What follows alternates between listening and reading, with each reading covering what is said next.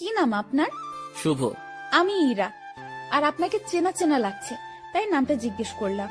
ও, তারপরে ইরা নামের মেয়েটা আমাকে অবাক করে দিয়ে আমার কাজের স্থান, মানে আমি যে কোম্পানিতে পিয়ন হিসেবে চাকরি করি তার কথা বলল। আপনি কি মিতালি অফিসের পিয়ন? জি জি। ও, আমার বাবা ওই কোম্পানির মালিক, আর আমার বাবার অফিসেই চাকরি করে। বাবার অফিসে আমি অনেক যাই। আপনি তো চা কফি এনে দেন। আমি আপনাকে চিনেছি, আপনি আমাকে চিনতে পারেননি কেন? আমি আপনার দিকে তাকাইনি, আর আমি মেয়েদের দিকে কম তাকাই। ওরে সাধু, শোনেন, আপনি তাকান, তবে বেশি ভাবনায় থাকেন, তবে আমাকে কখনো খেয়াল করেননি। জি, এটাও হতে পারে। আমিও হিতাহিত জ্ঞান বুদ্ধি হারিয়ে ফেলেছি। তোকে আপনি করে বলছি কেন? তুই তো পিয়ন। আচ্ছা শোন। জি ম্যাম। বলে, তুই তো সাধারণ বগিতে যাবি।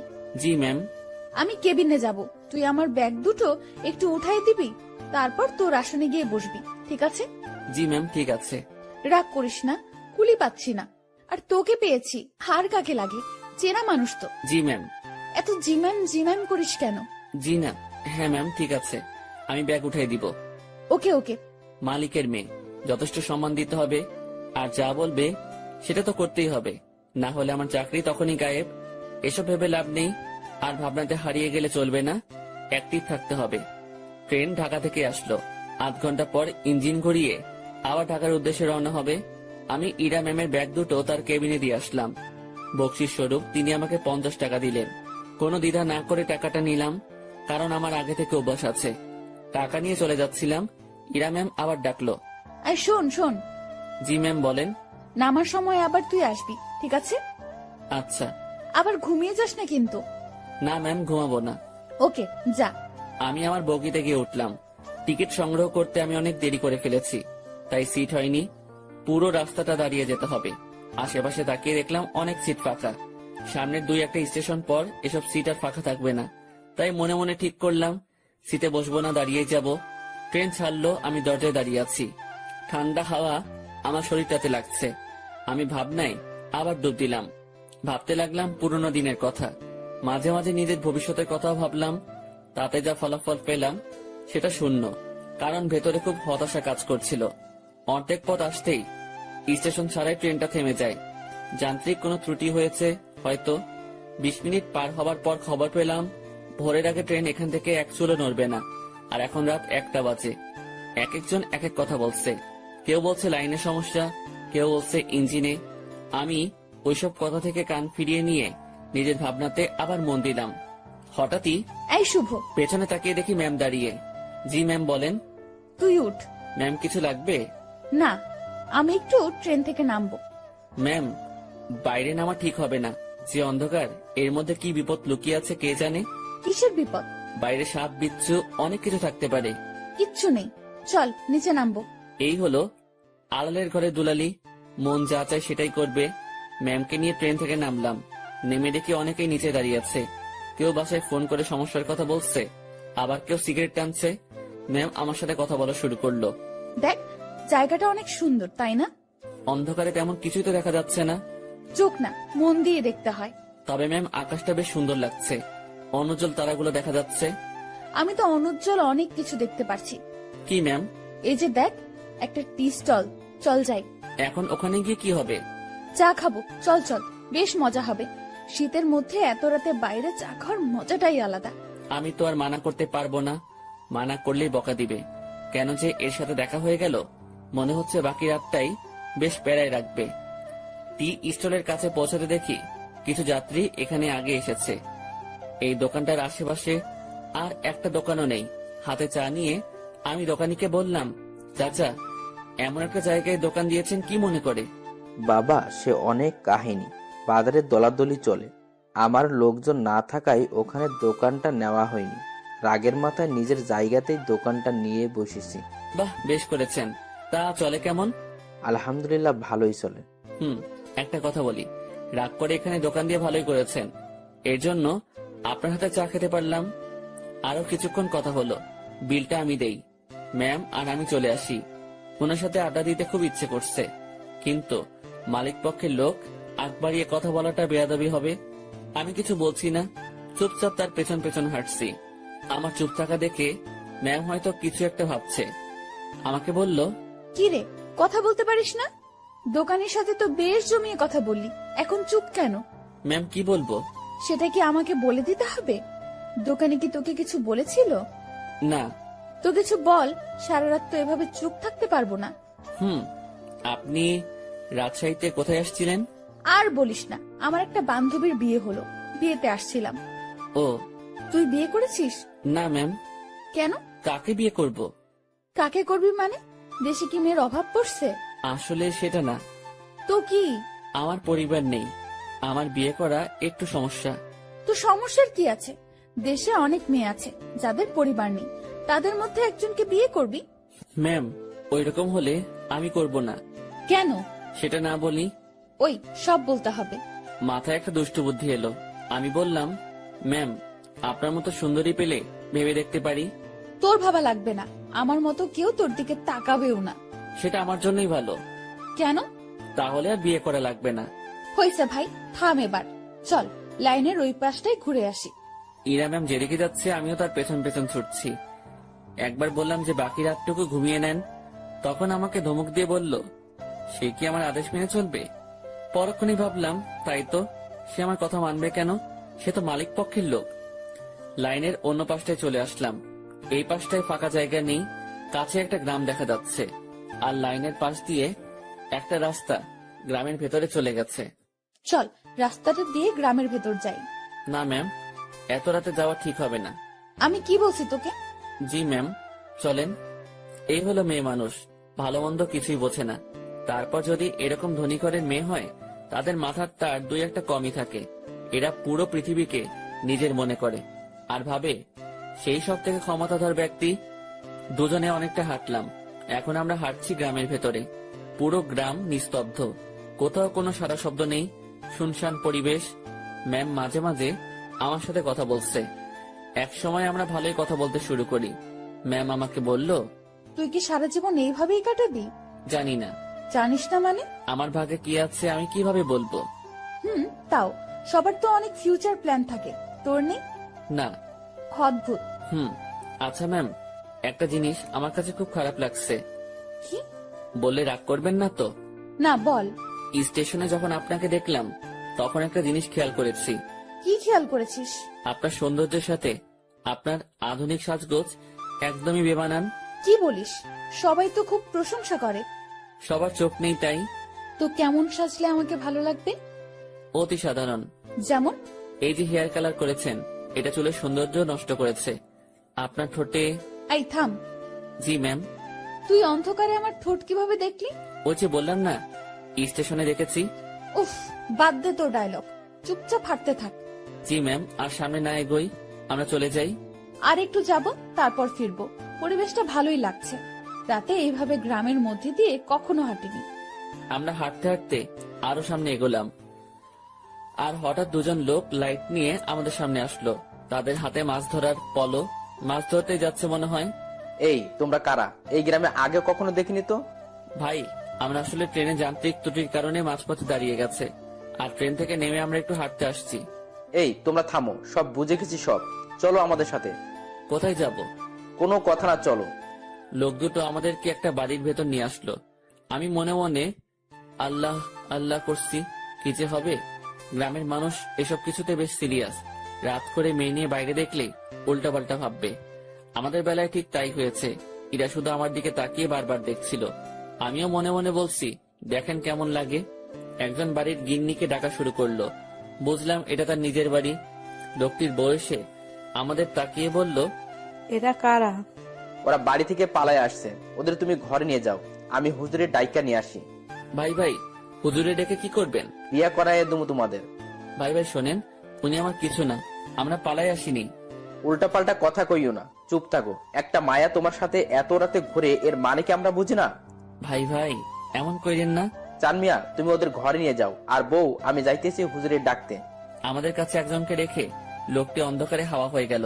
কিছু একটা ঘটতে চলছে। আমি ইরার দিকে তাকালাম, দেখি সে আমার দিকে তাকিয়ে আছে। মুখটা কাঁচুমাচু করে রেখেছে সে। দুজনে কথা বলতে পারছি না। সময় যাচ্ছে আর লোকজন বাড়তে শুরু করে। আমাদের দুজনকে 2 রুমে রাখা হয়েছে। আমি শুধু আল্লাহ আল্লাহ করছি। ওইদিকে ইরার কি অবস্থা হয়েছে আমি জানি না। কিছু সময় পর হুজুর আসলো, আমি তাকেও বোঝালাম। স্বস্তির কথা হলো সে বুঝেছে। কঠিন একটা সমস্যা থেকে বাঁচলাম। হুজুরটা আমাদের লাইন পর্যন্ত এগিয়ে দিল। তারপর ওয়াও, কি দারুণ অভিজ্ঞতা। ধুর, চুপ করেন তো, এখনই তো একটা ইয়ে হয়ে যেত। ইয়ে মানে কি? আরে বড় বাচ্চা বেঁচে গেছেন। তা তো জানি, তবে দারুণ লাগছে। আপনি থাকেন, যেখানে ইচ্ছা যান, আমাকে ডাকবেন না। আমি ট্রেনে উঠলাম। ওনার সাথে সাথে আর দেখা করলাম না। ফজরের আজান হলো, তার কিছুক্ষণ পর আমাদের ট্রেন আবার যাত্রা শুরু করলো। আমি ঠিক আমার আগের জায়গাটায় দাঁড়িয়ে আছি। ইরা ম্যাম আবার আসলো। তুই ভালোই বদমাইশ তো। কি কি করছি আমি? তুই আমার উপর ছাড়ি দিস, আমার উপর রাগ দেখাস। তো কি করব? আপনার মাথায় কি ব্রেইন নামক জিনিসটা আছে? থাকলেও তো মনে হয় কাজ হবে না। এরকম ছেলে মানুষই করেন, কি জন্য বড় হয়েছেন বোঝেন না কিছু? ম্যাম আমার দিকে হা করে তাকিয়ে আছে। আমি জানি কথাটা বলার পর আমার চাকরি থাকবে না। আপনার বাবাকে কিছু বলতে হবে না, আমি অফিস যাব না। ম্যাম কিছুক্ষণ চুপ থেকে বলল, আমি তোকে চাকরি দেইনি, তোর চাকরি আমি কাটবো কেন? এই যে আমাকে বকা দিলি, মনে রাখিস, এর শোধ আমি তুলবো। ইরা রাগ দেখিয়ে তার কেবিনে চলে গেল। ম্যাম যে থ্রেটটা দিল, আমার একটু ভয় লাগলো না। ওনার কথা শুনে মনে হলো কোনো বাচ্চা আমাকে থ্রেট দিয়েছে। ওনার কণ্ঠটা সত্যি অসাধারণ, শুনলে মনে হয় বারবার শুনি। না, আমি আবার ভাবনাতে হারিয়ে যাচ্ছি কেন? যাই, ওনার কেবিনে গিয়ে সরি বলে আসি। না হলে আমার কি করে বসবে আল্লাহ জানে। আমি তার কেবিনের ভিতর ঢুকবো, তখনই কারোর সাথে ধাক্কা লাগলো। তাকিয়ে দেখি ম্যাম। উনি হয়তো বাইরে আসছিলেন। এটা কি হলো? সরি ম্যাম, বুঝতে পারিনি। তুই আমার কেবিনে কি জন্য? সরি বলতে আসছি। সরি বললে তো কাজ হবে না, আমি তোকে মাফ করব না। কিছুক্ষণ তর্ক হলো। আমি তাকে বললাম, আমার উপর কেউ রাগ করে থাকুক সেটা আমি চাই না, আপনার মন যা চাই তাই করেন। কথাটা বলতেই ম্যাম আমাকে অবাক করে আমার গালে দুটো চড় বসিয়ে দিল। এখন বুঝতে পারলাম ম্যাম বেশ রেগে গিয়েছিল আমার উপর। চড়টা না খেলে হয়তো বুঝতে পারতাম না। আমি তো ভেবেছিলাম অন্য কোনো শাস্তি দিবে হয়তো।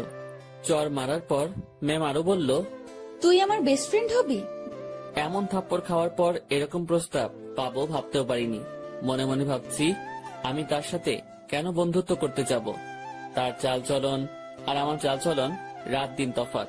কিন্তু কথাটা তাকে মুখের উপর মানা করতে পারবো না, যদি আবার কয়েকটা থাপ্পড় দিয়ে দেয়। ভয় ভয় বললাম, হব। গুড, তুই এখন যা। না, শোন শোন, তোর কন্ট্যাক্ট নাম্বারটা দিয়ে যা, আমি কল করে তোকে ডেকে নেব যে কোনো সময়। ম্যামকে মোবাইল নাম্বারটা দিয়ে আগের জায়গায় ফিরে আসলাম। 8টায় আমাদের গন্তব্যে পৌঁছে গেলাম। ইরা ম্যামের কথা অনুযায়ী তার ব্যাগগুলো নামিয়ে দিলাম। এখন উনি আর আমি স্টেশনের বাইরের রাস্তায় দাঁড়িয়ে আছি। বাসা থেকে ওনার জন্য গাড়ি পাঠানো হয়েছে। গাড়ি জ্যামে পড়েছে, তাই অনেক লেট হচ্ছে। আমার পেটের অবস্থা খারাপ, রাতে কিছু খাওয়া হয়নি, আবার অনেকটা বেলা হয়েছে, পেটে এখনো কিছু পড়েনি। ম্যামের সামনে কিছু বলারও সাহস পাচ্ছি না। কিছু সময় পর উনি আমাকে বললেন, তোর কি ক্ষুধা লাগছে? জি অনেক। তো খেয়ে আয়। আচ্ছা আপনি দাঁড়ান, আমি যাবো আর আসবো। আমি একটা দোকানে গিয়ে চা বিস্কিটের সাথে কয়েকটা কলা খেয়ে নিলাম। দোকানদারকে টাকা দিতে যাব, তখন মনে হলো ম্যামও তো কিছু খাইনি, ওনাকে খাওয়ার কথা বলা উচিত ছিল। ভুলটা যেহেতু করে ফেলেছি, তাই ওনার জন্য কিছু নিয়ে গেলাম। আমি কাছে গিয়ে তার দিকে খাবারগুলো এগিয়ে দিলাম। আমার দিকে উনি ভ্রু কুঁচকে তাকালো। এগুলো আমাকে কেন দিচ্ছিস? খেয়ে নিন, আপনি তো রাতে কিছু খাননি। তুই কি ভাবিস আমাকে? আমি সকাল সকাল রাস্তায় দাঁড়িয়ে এসব খাবো? এগুলো তোদের মতো লোকজন খাবে। সরি ম্যাম, বুঝতে পারিনি। খাবারগুলো নিজের ব্যাগে ভরে নিলাম। নিজে বাসায় গিয়ে খাবো। ঘন্টাখানেক পর গাড়ি আসলো। ম্যামকে উঠিয়ে দিয়ে আমি আমার বাসায় চলে গেলাম। আমার হাতে শুধু আজকের দিনটাই ছুটি আছে, আগামীকাল থেকে ডিউটি। বাসায় এসে সব ঠিকঠাক করে নিলাম। দিনের বাকি সময়টুকু আর বাইরে বের হলাম না। এই শহরের গাড়িগুলোর হর্ন আমার ভালো লাগে না। প্রচন্ড বিরক্তিকর একটা জিনিস, শুনলেই মাথা ব্যথা শুরু হয়ে যায়। রুমের জানালা খুলে দিয়ে আকাশের দিকে তাকিয়ে থাকি। গতকাল রাতের ঘটনাটা ভাবতে থাকি। কাল যদি বিয়েটা হয়ে যেত, আজ আমি মামা শ্বশুর বাড়ি থাকতাম, মানে জেলে। কি বাঁচাটাই না বাঁচলাম। সন্ধ্যার একটু আগ দিয়ে ইরার কল পেলাম। উনি আমাকে তাদের অফিসের সামনে যেতে বলেছে। গত রাতে ফ্রেন্ড হয়েছি, কথা রাখতে অবশ্যই যেতে হবে। কথাই আছে, ফ্রেন্ডের কাছে কোনো বাহানা চলে না। আমিও তাই কোনো বাহানা বা ব্যস্ততা দেখালাম না। বাইরে যাচ্ছি ওনার সাথে দেখা করতে, তাই একটু সাজতে হবে। ব্যাগ থেকে নতুন একটা ফুল হাতা গেঞ্জি বের করলাম। একটু স্মার্ট সাজার জন্যই সুন্দরীদের সামনে তো আর এমনি এমনি যাওয়া যায় না। এই প্রথম কাউকে উদ্দেশ্য করে সাজগোজ করছি। মনের মধ্যে কেমন যেন খটকা লাগছিল। এখন খটকা দেখার সময় নেই। চটপট রেডি হয়ে আমার অফিসের সামনে গেলাম। ম্যামকে গিয়ে ঠিক সেখানে পেলাম। উনি তার গাড়ির সাথে হেলান দিয়ে দাঁড়িয়ে আছে। আমি তার সামনে গিয়ে ম্যামকে ডেকে সালাম দিলাম। উনি উত্তর দিলেন আর সাথে সাথে বললেন, গাড়ির পেছনে বসে যা। কোথায় যাবেন? আমার বন্ধুদের সাথে তোর পরিচয় করিয়ে দেব, সেখানেই নিয়ে যাচ্ছি। আমি আর কিছু বললাম না, তার গাড়ির পেছনে চেপে বসলাম। আধ ঘন্টা পর একটা রেস্টুরেন্টের সামনে গিয়ে ম্যাম গাড়ি থামালো। তারপর আমাকে নিয়ে রেস্টুরেন্টে ঢুকলো। আমি তার পিছু পিছু গেলাম। উনি একটা জায়গায় গিয়ে থামলো আর কিছু ছেলেমেয়ের সাথে গিয়ে কথা বলা শুরু করলো। বুঝতে পারলাম এরাই তার ফ্রেন্ড। এবার ম্যাম আমার দিকে তাকিয়ে বলল, বন্ধুরা, তোমাদের জন্য একটা গিফট এনেছি। কি রে দোস্ত, কে এটা? আর বলিস না, এই প্রাণীকে রাজশাহীতে পেয়েছি। এই পাগলার সাথে কিছুক্ষণ কথা বলেছি, তারপর বেস্ট ফ্রেন্ড হওয়ার প্রস্তাব দিয়েছি। দুঃখের বিষয় হলো পাগলা আমার কথা বিশ্বাস করে হ্যাঁ বলে দিয়েছে। তোরা বলতো, এর মতো খ্যাত মানে কি বলবো, এরকম একটা মানুষ আমার ফ্রেন্ড। অসম্ভব। দেখ ভাই, আমার ফ্রেন্ডদের সাথে পরিচয় করিয়ে দিতেই তোকে এখানে নিয়ে আসছি। ইরা একে একে তার বন্ধুদের সাথে পরিচয় করিয়ে দিল। সবাই বনেদি ঘরের ছেলে মেয়ে। ট্রেনের কথা মনে পড়তেই লজ্জায় ঘেমে যাচ্ছি। এখন মান সম্মান যা যাওয়ার তা তো গেছে, বাকিটুকু নিয়ে এখান থেকে কেটে পড়তে পারলেই হলো। কিছুক্ষণ পর সেটাও থাকলো না। আমার পোশাক আর চেহারা নিয়ে তারা উপহাস করতে শুরু করলো। একটা ছেলে এগিয়ে এসে বলল, ভাইয়া এটা গেঞ্জি নাকি তেনা? কোথা থেকে কিনেছো ভাইয়া? নাকি কারো পড়ে থাকা জিনিস কুড়িয়ে নিয়েছো? না ভাই, সত্যি কিনেছি। ওমা, তাই? হুম। দেখ, ছেলেটা মাথায় তেল দিয়ে আসছে। সবাই হেসে উঠল। সত্যি কথা বলতে আমি তেল দেইনি, ওরা পছন্দ দেওয়ার জন্যই বলছে। ভাবছি এখানে আর থাকা ঠিক হবে না। ম্যামকে বললাম, ম্যাম আমি এখন যাই? ওলে বাবুটা, এখনই না, কিছু খেয়ে যাও। হ্যাঁ, কিছু খেয়ে যা। একটা ছেলে আমার পকেটে হাত দিল। আমার দুর্ভাগ্য যে পকেট থেকে সে 20,000 টাকা নিয়ে এসেছি। ব্যাগে রেখে আসবো মনে ছিল না। ছেলেটা আমার পকেট থেকে টাকাটা দেখে একটু অবাক হয়ে বলল, কি রে, তোর কাছে এত টাকা কুড়িয়ে পেয়েছিস কোথায়? যাই হোক, আমাদের কিছু খাওয়া। আমি আর কি মানা করব, মান সম্মান একটু বজায় রাখতে হ্যাঁ বললাম। তাতেই ওরা সুযোগ পেয়ে গেল। নানা রকম দামি খাবার অর্ডার করলো, যেগুলো আমি চোখে দেখা তো দূরের কথা, নামও শুনিনি। ওরা সবাই খাচ্ছে, আমি দাঁড়িয়ে আছি। একজন খেতে বলেছিল, কিন্তু আমি মানা করেছি আর বলেছি খেয়ে আসছি, আমার পেট ভরা। খাওয়া শেষে বিল তো 20,000-এর উপরে এলো। আমার মাথায় ঢুকলো না 7-8 জন মিলে 20,000 টাকা কিভাবে খায়। যেটা জোগাড় করতে আমার বছর খানেক সময় লেগেছিল। খারাপ ভালো দু ধরনের মজাই পাচ্ছিলাম। কম খাবারে এত বিল আর আমার পকেটে টাকা গায়েব। ম্যাম আমি এখন যাই। হ্যাঁ যাবি, তার আগে একটা কথা বলি, কখনো এরকম মফিজ মার্কা কাজ করবি না। এত সহজে কোনো বন্ধুত্ব পাওয়া যায় নাকি? জীবনে কোনো কিছুই সহজভাবে নিবি না। জি ম্যাম। যা তাহলে। আমি বাইরে এসে দাঁড়ালাম। পকেটে টাকা নেই, বাসায় যাব, টাকা লাগবে। মনে মনে ঠিক করলাম ম্যামের কাছ থেকে কিছু টাকা চেয়ে নিব, না হলে এই পথ যেতে যেতে মধ্যরাত হয়ে যাবে। কাল সকালে আবার অফিসে যেতে হবে। অনেকটা সময় পার হওয়ার পর ম্যাম আর তার বন্ধুরা বের হলো। আমি ম্যামকে ডাকায় সে বাকিগুলোকে বিদায় দিয়ে আমার দিকে আসলো। কি হয়েছে, এখনো যাসনি কেন? ম্যাম আমাকে কিছু টাকা। পুরোটা বলার আগেই একটা থাপ্পড় বসিয়ে দিল। আমি আবার বললাম, গাড়ির ভাড়া টাকাটা চাইছিলাম, পকেটে কোনো টাকা নেই, যেতে অনেক সময় লাগবে, কাল থেকে আবার অফিস আছে। তোর জন্য কি আমি টাকা নিয়ে দাঁড়িয়ে আছি, ফকিন্নির বাচ্চা? কথাটা সত্যি বুকের মাঝখানে গিয়ে লাগলো। আমি আর কথা বাড়ালাম না, ওনার দিকে একবার তাকিয়েই হাঁটা শুরু করলাম। সেই জায়গা থেকে বাসায় যাওয়ার পুরোটা সময় শুধু রেস্টুরেন্টের ভেতরের অপমানের কথা মনে হয়েছে। আজকাল মানুষগুলো কেমন হয়েছে, আরেকজনের আর্থিক অবস্থা না বুঝে তার টাকা খসানোর জন্য উঠে পড়ে লাগে। টাকাগুলোর জন্য খুব মায়া হচ্ছে। ওদের কাছে হয়তো সামান্য টাকা, কিন্তু আমার কাছে পাহাড় পরিমাণ। মধ্যরাতে বাসায় ফিরলাম, কিছু শুকনা খাবার খেয়ে শুয়ে পড়লাম। শুয়ে আর কিছু ভাবলাম না, ঘুমানোর চেষ্টা করলাম। কারণ কাল অফিস যেতে হবে। পরদিন সকালবেলা উঠতে আর দেরি করলাম না, ফোনে অ্যালার্ম দেওয়াই ছিল। সময় মতো উঠে হাতের কাজগুলো সেরে নিলাম, তারপর খেয়ে অফিসের উদ্দেশ্যে রওনা হলাম। অফিসে যাওয়ার পর যে সমস্যায় পড়লাম সেটা আমি কখনো চিন্তাও করিনি। যেখানে স্যার মানে ইরার বাবা বসে থাকার কথা, সেখানে ইরা বসে আছে। ওই চেয়ারটাতে ইরা বসা মানে আজকের দিনটা পুরো শেষ। আমি রুমে ঢুকে তাকে সালাম করে বেরিয়ে আসলাম। কিছুক্ষণ পর উনি নক করলেন। আমি ভেতরে গিয়ে বললাম, জি ম্যাম বলুন। 4 নম্বর টেবিলে রাশিদ সাহেব অফিসে আসেনি, তুই একটু খোঁজ নিয়ে দেখ। জি ম্যাম। আমি ফোন করে জানলাম উনি রাস্তায় আছেন। আমি ম্যামকে সেটা জানিয়ে দিয়ে বাইরে বসে আছি।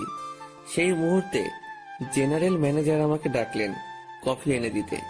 আমি কফি নিয়ে তার রুমে গেলাম। কফির কাপটা হাতে নিয়ে দেখলেন এবং ফেলে দিলেন।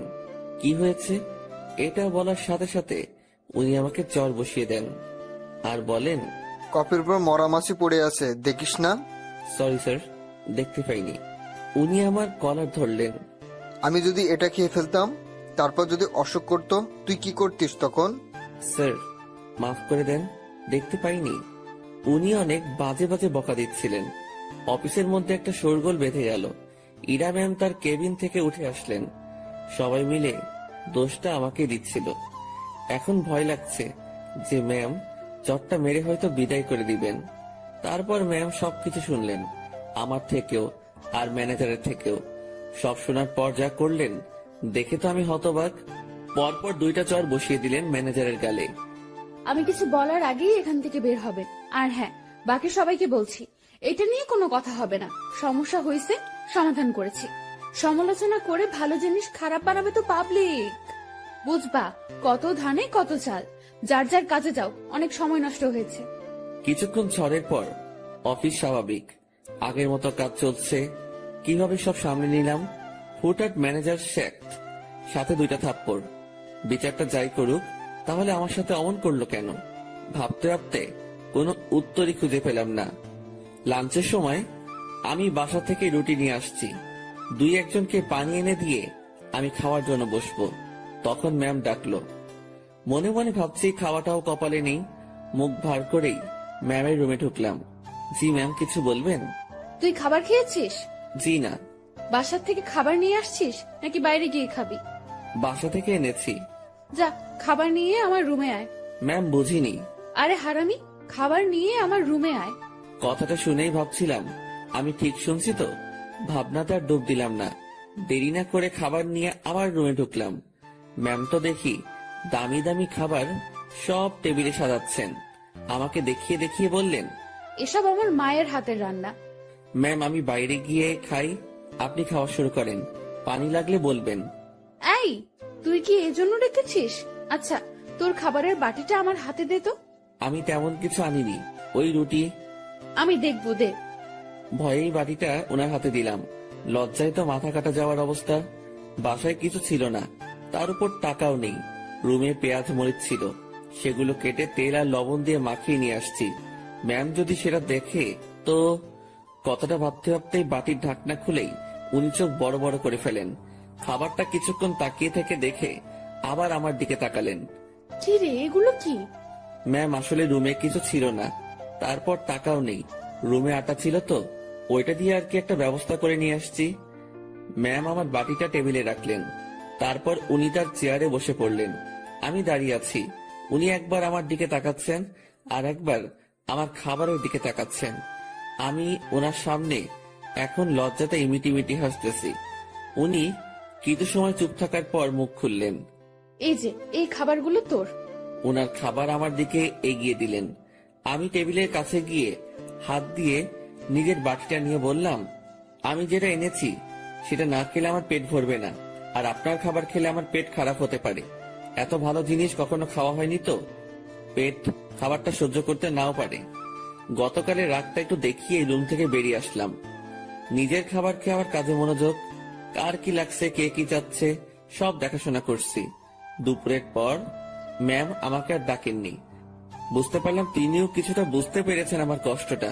রাতে অফিস শেষ করে বাসায় ফিরলাম।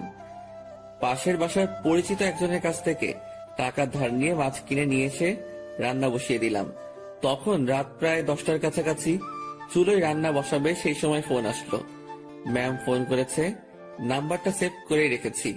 ধরবো কি ধরবো না এমন করতে করতে রিসিভ করে সালাম দিলাম। উনি উত্তর দিয়ে বললেন, কি করিস? এই তো ম্যাম, কিছু না। এখন শোন, জি ম্যাম, বলেন। দুপুরে আমার মুখের উপর কথা বলে আমাকে লজ্জা দিয়ে তোর খাবার নিয়ে চলে গেলি, ভয় করলো না? আমি চুপ হয়ে গেলাম। কি বলবো উত্তরে বুঝতে পারছি না। কিরে, কথা বলছিস নাকি জন্য? ম্যাম, অফিসের কোনো কথা হলে বলেন। তুই আমার কথা ঘুরিয়ে নিস। আমি যা বলছি তার উত্তর দে।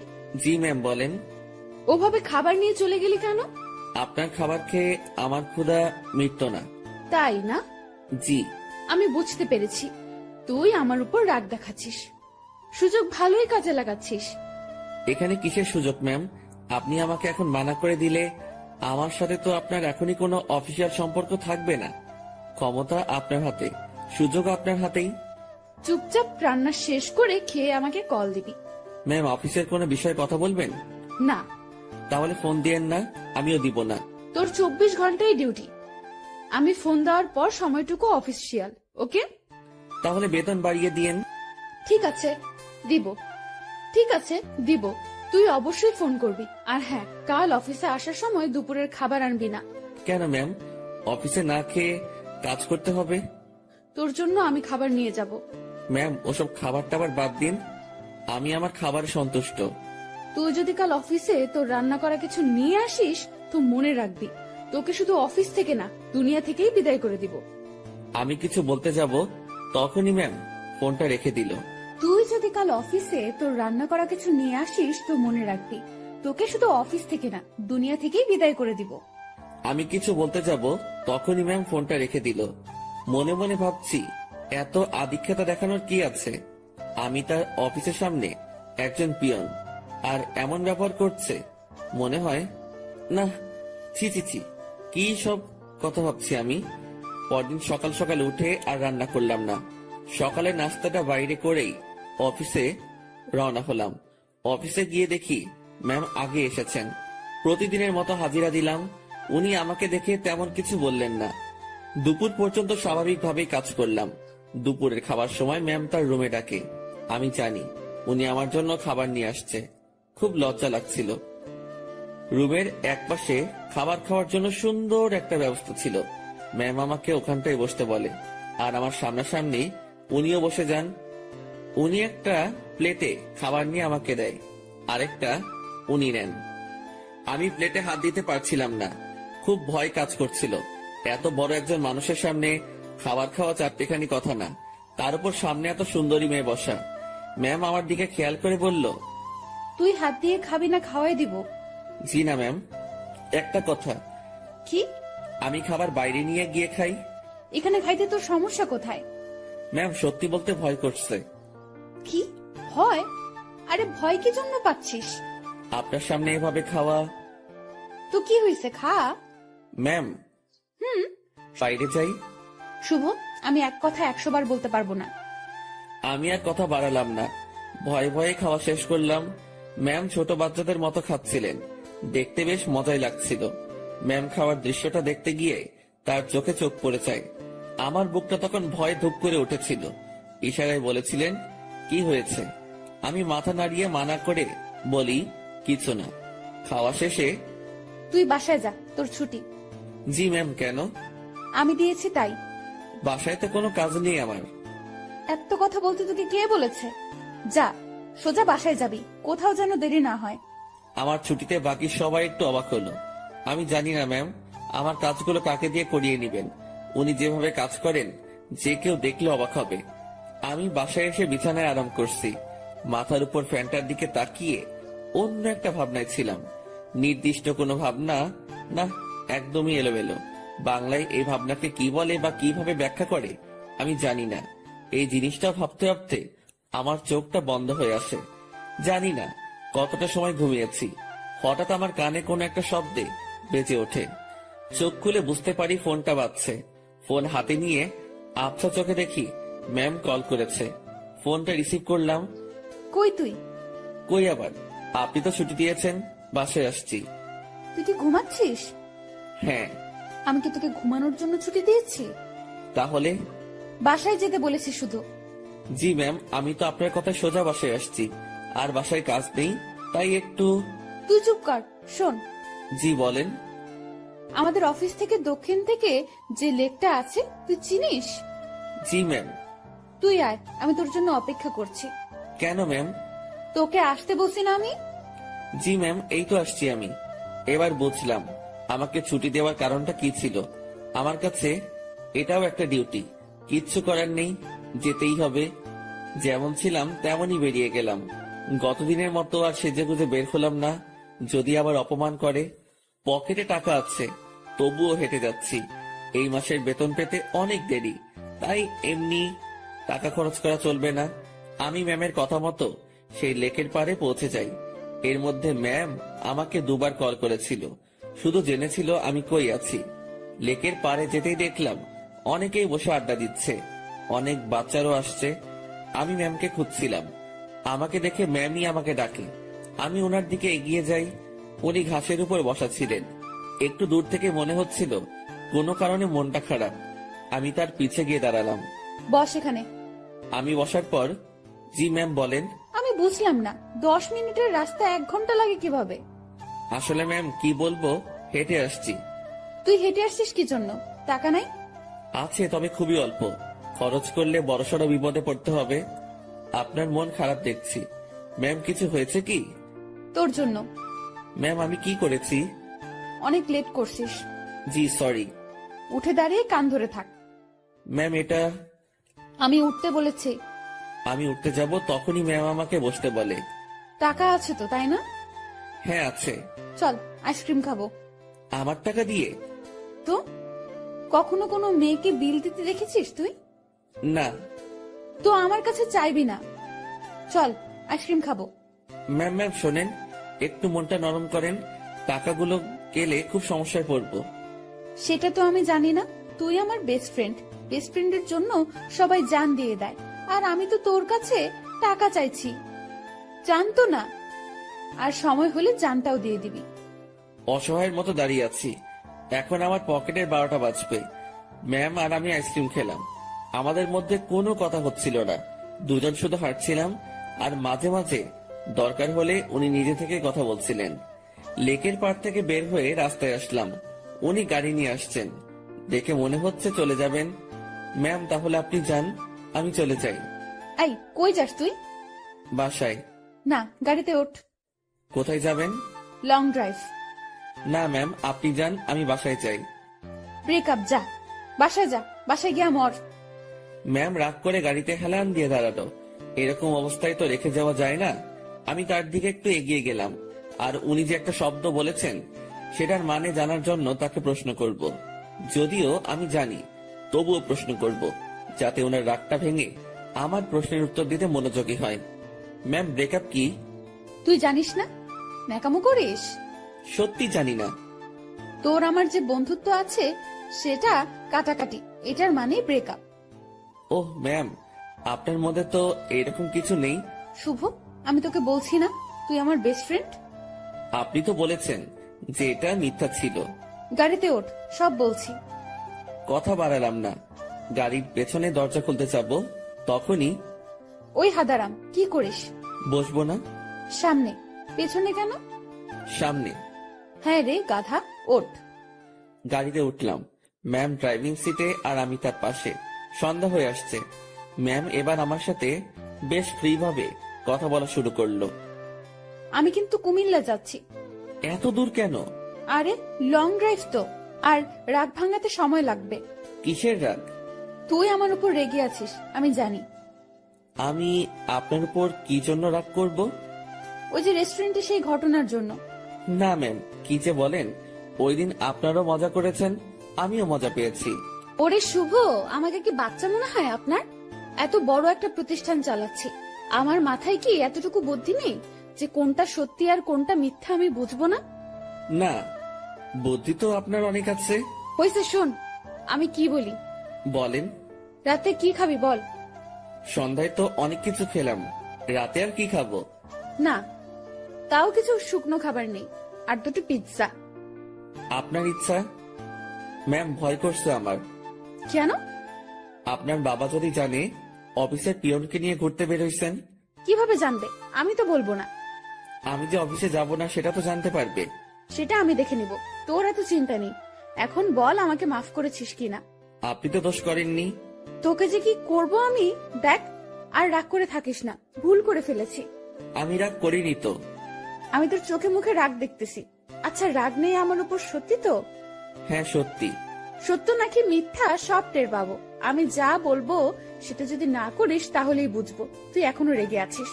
না, কি যে বলেন, আপনার তো সব কথাই শুনি। কত যে শুনিস আমার জানা আছে। মাঝপথে আমরা গাড়ি থেকে নেমে কিছু খাবার নিলাম। দুজন বেশ কথা বলতে বলতে যাচ্ছি। ইরা ম্যাম গাড়িটা এখন বেশ ধীর গতিতে চালাচ্ছেন। আজ বেশ কুয়াশাও পড়েছে। এই চল, বাইরে কুয়াশার বৃষ্টিতে ভিজি। এই না, এটা করবেন না। বাইরে গেলে বিপদ। সেদিনের মতো হলে অবস্থা খারাপ হয়ে যাবে। যাব না তো, তোর কেয়ারিংটা আমার খুব ভালো লাগে। সেটা পাওয়ার জন্যই কথাটা বললাম। হুম। তুই কাউকে ভালোবাসিস নাই? কোন ভালোবাসা? মানে পছন্দের মানুষ বিয়ে টিয়ে করার ইচ্ছা এমন। এর আগেও তো বলেছি ওই রকম কেউ নেই। কাউকে দেখে পছন্দ হয় না? না, প্রায় সবার মধ্যেই ভেজাল আছে। ভেজাল মানে? মানে আর কি, এখন তো প্রেমের বাজার চলে। বাজারটা বেশ গরম। এক একজন 10-12টা প্রেম করে, তার উপর ওয়েটিং এ রাখে। তুই জানিস কিভাবে? চোখ খোলা রাখলে সবই টের পাওয়া যায়। ম্যাম, আপনার নেই কি পছন্দের মানুষ? না রে, এসব পছন্দ টছন্দ আমার হয় না। আমাকে যে বুঝতে পারে তাকেই আমার পছন্দ। ও, আপনার বাবা আপনাকে বিয়ে দিবে না? কি সব প্রশ্ন যে করিস! বিয়ে দিবে না কেন? অবশ্যই দিবে। তাদের পছন্দেই বিয়ে করবেন। হ্যাঁ, এটাই তো স্বাভাবিক। হঠাৎ করে এই মাঝ রাস্তায় জ্যাম পড়ে যায়। কুয়াশা বেশি হওয়ায় সব গাড়ি চলাচল বন্ধ করে দেওয়া হয়েছে। ম্যাম গাড়ির হেডলাইটটা অফ করলো। তারপর কোথা থেকে যেন একটা চাদর বের করলো। আপনি কি এখন ঘুমাবেন? না, শীত করতেছে প্রচুর, গায়ের উপর দিয়ে রাখি। আমি বাইরে তাকালাম। কুয়াশায় কিচ্ছু দেখা যাচ্ছে না, তবুও তাকিয়ে আছি ম্যামের দিকে। তো আর তাকিয়ে থাকা যায় না, তার দিকে তাকালে চোখ ফেরানো যায় না, সেই জন্য তাকানোটাই বিপদ। কি রে, তুই এরকম চুপচাপ থাকবি? আমি আসলে তাকিয়ে থাকতে চাইনি, ভাবনার কথা বাস্তবে ভুলে বলে ফেললাম। কি তাকিয়ে থাকতে চাস মানে? না ম্যাম, মানে ওই যে আমার খুব শীত করতেছে, কথা থেকে বাঁচার জন্য বললাম। আগে বলবি না? আয় চাদরের মধ্যে। মনে মনে ভাবছি আরেক বিপদ। কি হলো? আয়। না ম্যাম, ঠিক আছে, শীত কমে গেছে। ভয় পাচ্ছিস তাই না? ভয় নেই, কাছে আয়। আরে খুব কাছে না, চাদরটা বড়, তুই একটু কাছে আসলেই হয়ে যাবে। একটু কাছে গেলাম। ম্যাম আমাকে চাদরের একটা মুড়ি দিল। আমি সেটা আমার পাশে ঘিরে পিঠের সাথে লাগিয়ে নিলাম। এবার আমি কাঁপতেছি, তবে সেটা শীতে না, ভয়ে। কাঁপুনি রেখে ম্যাম বলল, ওরে আল্লাহ, তোর এত শীত করতেছে। এখন ঠিক হয়ে যাবে। আমি জানি ঠিক হবে না। কথাটা বলে ম্যাম আমার খুব কাছে আসলো, তবে তার শরীরের সাথে কোনো স্পর্শ লাগেনি। অনেক চেষ্টা করে নিজের কাঁপুনি থামালাম। ম্যামের চোখে ঘুম ঘুম ভাব এসে গেছে। ম্যাম, আপনি তো ঘুমাচ্ছেন। কই না তো।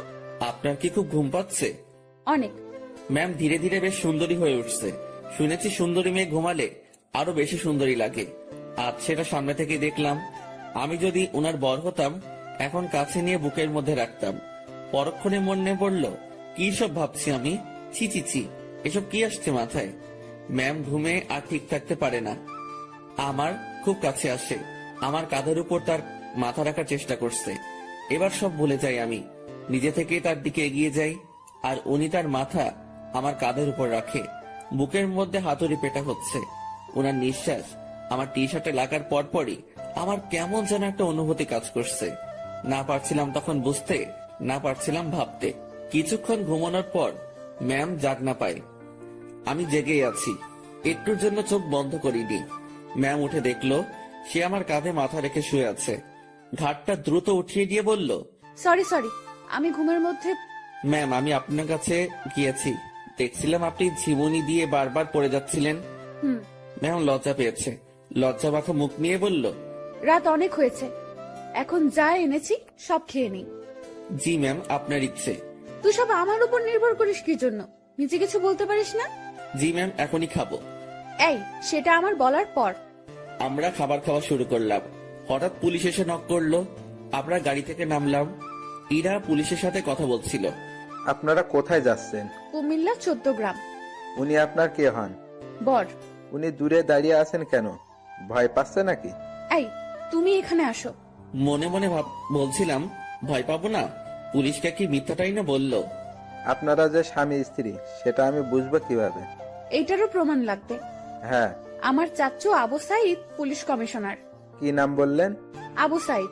উনি তো ঢাকায় থাকেন, তাই না? হ্যাঁ। আপনারা ঢাকা থেকেই আসছেন? হ্যাঁ, ঢাকা থেকেই তো আসবো। সাইদকে আমি চিনি, উনি আমার বন্ধু। দাঁড়াও, আমি এখনই ফোন করছি। তুমি আগে বললা না। সরি মামুনি। ইরা তো পড়লো মহা বিপদে। তার চাচাকে যদি বলে দেয় বরকে নিয়ে ঘুরতে যাচ্ছে, তাহলে তো ইরা শেষ। এখন সে এই পুলিশকে না করতেও পারবো না। এদিকে তার চাচা ফোনটা রিসিভ করেছে। দুজন বন্ধু একে অপরের খোঁজ নেওয়ার পর পুলিশটা ইরার কথা বলল।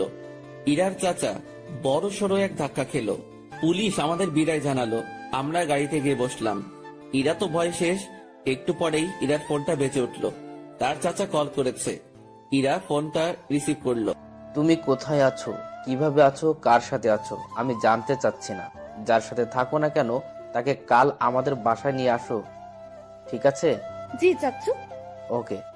ইরার চাচা ফোন রেখে দেয়। ইরা আমাকে বলতে শুরু করলো, এখন কি হবে? আপনারই তো দোষ। আপনি মিথ্যা বলতে গেলেন কেন? সত্যি বললে যদি সমস্যা করতো তাই। আর আমি আগে থেকেই ভেবে রেখেছি পথে সমস্যা হলে এগুলো বলবো। কিন্তু এই হারামি পুলিশটা যে চাচার বন্ধু কে জানতো? আচ্ছা, টেনশন করেন না। বাসায় গিয়ে সত্যি কথাটা বলে দিবেন, হয়ে যাবে। ভয়টা আমাকে নিয়ে না, তোকে নিয়ে। কেন? জানি না কি হবে। ওরা তোকে কি বলবে, আমি কিভাবে সামলাবো বুঝতে পারছি না। এই মুহূর্তে আমি বা তাকে কি বলবো বুঝতে পারছি না। ভাবছি এর সাথে থাকলেই সমস্যায় পড়তে হয়। ম্যাম বেশ টেনশনে পড়ে গেছে। একবার আমার দিকে তাকাচ্ছে, আরেকবার বাইরে। ম্যামের অবস্থা দেখে বেশ মায়াই হচ্ছিল। মিথ্যা বলে উনি বড় ফাঁসা ফেসে গেছেন। তার টেনশন কমানোর জন্য আমি তাকে ডেকে বললাম, ম্যাম। বল। আমি বলি কি, এত টেনশন করে লাভ নেই, যা হবার হবে। আর সত্যিটা বললে হয়তো উনারা বুঝতে পারবে। সত্যিটাই বা কিভাবে বলবো? আমার তো তাদের সামনে কথা বলতে ভয়, হাত পা কাঁপবে। আচ্ছা ম্যাম, ওনাদের সাথে আমি কথা বলবো। আরে তোর সাথে ওনারা কথাই বলবে না। সেটা দেখা যাবে, আগে তো বাসায় যাই। রাতটা কাটলো জেগে জেগেই। রাতের শেষ ভাগে যানজট কেটে গেল। আমরা ঢাকায় ফিরলাম আর সোজা ম্যামের বাসার সামনে পৌঁছে গেলাম। ম্যাম আমাকে বাইরে রেখে ভেতরে গেলেন। ভেতরে তার সাথে কি হচ্ছিল সেটা আমার কাছে অজানা। হয়তো তাকে বকা দিচ্ছে। কিছু সময় পর ম্যামের সাথে পুরো পরিবার আসলো। আমি তো দেখেই ভয়ে শেষ। ম্যামের বাবাকে দেখে আরো ভয় লাগছিল, কারণ উনি তো আমাকে চেনেন। স্যার আমার কাছে এসে বললেন, তুই আমাদের অফিসের পিয়ন, তাই না? জি স্যার। আশেপাশে সবাই হেসে উঠল। ইরার চাচা তাকে ডেকে বলল, আরে এত মানুষ থাকতে তুই কিনা একটা পিয়নের সাথে লং ড্রাইভে গিয়েছিলি? ইরা চুপ, কারণ সে এখানে কিছুই বলতে সাহস পাবে না। চুপচাপ থাকতে হবে তাকে। তোকে যেন অফিসে না দেখি, ঠিক আছে? জি স্যার। আমি চলে আসলাম তাদের ওখান থেকে। বাইরে এসে দীর্ঘ একটা নিঃশ্বাস ফেললাম। যাক, তেমন বকা দেয়নি। ম্যামকেও হয়তো কিছু বলেনি। নিজের বাসায় আসলাম। 2 দিন পর খাওয়া দাওয়া বন্ধ হয়ে যাবে।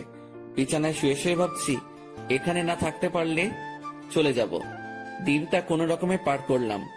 পরদিন ঘুম থেকে জাগনা হয়েছে, কিন্তু বিছানা ছেড়ে উঠতে ইচ্ছা করছে না। মোবাইলটা হাতে নিলাম, দেখি বিকাশ কোম্পানি থেকে মেসেজ। বিরক্তি নিয়ে ফোনটা রেখে দিলাম। শুয়ে শুয়ে টাকার কথা ভাবছি। এমন সময় মনে হলো স্ক্রিনে মনে হয় কিছু দেখছিলাম। ঝটপট মোবাইলটা হাতে নিয়ে দেখি 25,000 টাকা আমার অ্যাকাউন্টে কে যেন পাঠিয়েছে। আর একটা মেসেজ আছে, এটা ম্যামের নম্বর। মেসেজটা সিন করে দেখতে পেলাম উনি শুধু ব্রেকআপ লিখে পাঠিয়েছেন। নিজে নিজে শিওর হলাম টাকাটা উনি পাঠিয়েছেন। হয়তো আমার প্রতি তার দয়া হয়েছে। যাক, আমার একটু ভালোই হলো। কাজ খুঁজতে সুবিধা হবে। ম্যামের সাথে দেখা হলে ধন্যবাদ দিব। আমার রুমের দরজায় কারো নক। আলসিমি ছেড়ে উঠে দরজা খুললাম। পাশের বাসার বড় ভাই এসেছে, যার কাছ থেকে আমি টাকা ধার করে এনেছি। ভাই, আমার টাকাটা খুব প্রয়োজন, তুই যেভাবে পারিস টাকাটা দে। ভাই আমি তো বলেছি কয়েকদিন পর দিতে পারবো। না ভাই, আমার খুব দরকার। আচ্ছা আপনি বাসায় যান, আমি টাকা নিয়ে আসছি। দরজা লাগিয়ে দিয়ে ফোনটা হাতে নিব। তখনই আবার দরজায় নক।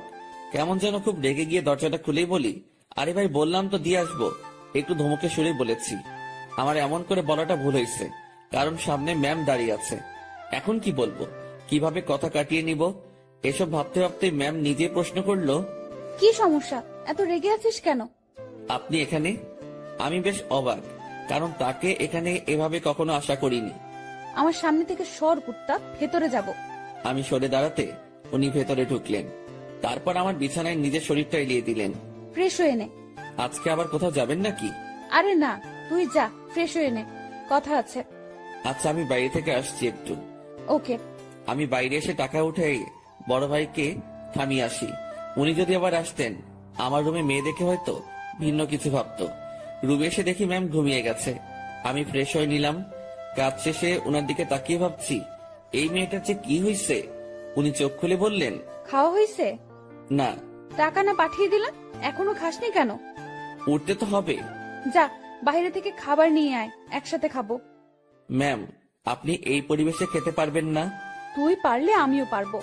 কথা বাড়িয়ে লাভ নেই, এই মেয়ে আমার কথা শুনবে না।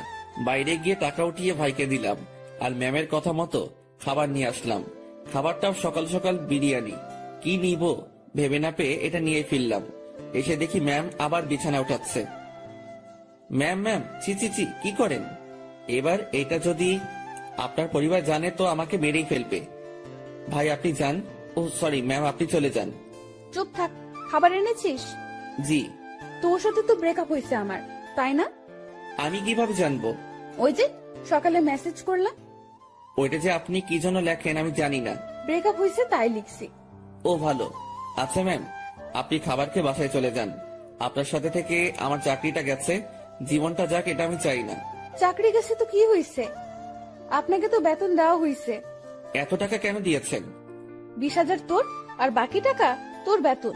যদিও কিছু টাকা আছে, সেটা মাস শেষে দিয়ে দিব। কাজ না করে টাকা আমি নিব না। কাজ তো তোকে দিবই। কি কাজ? আমার সাথে সময় কাটানো।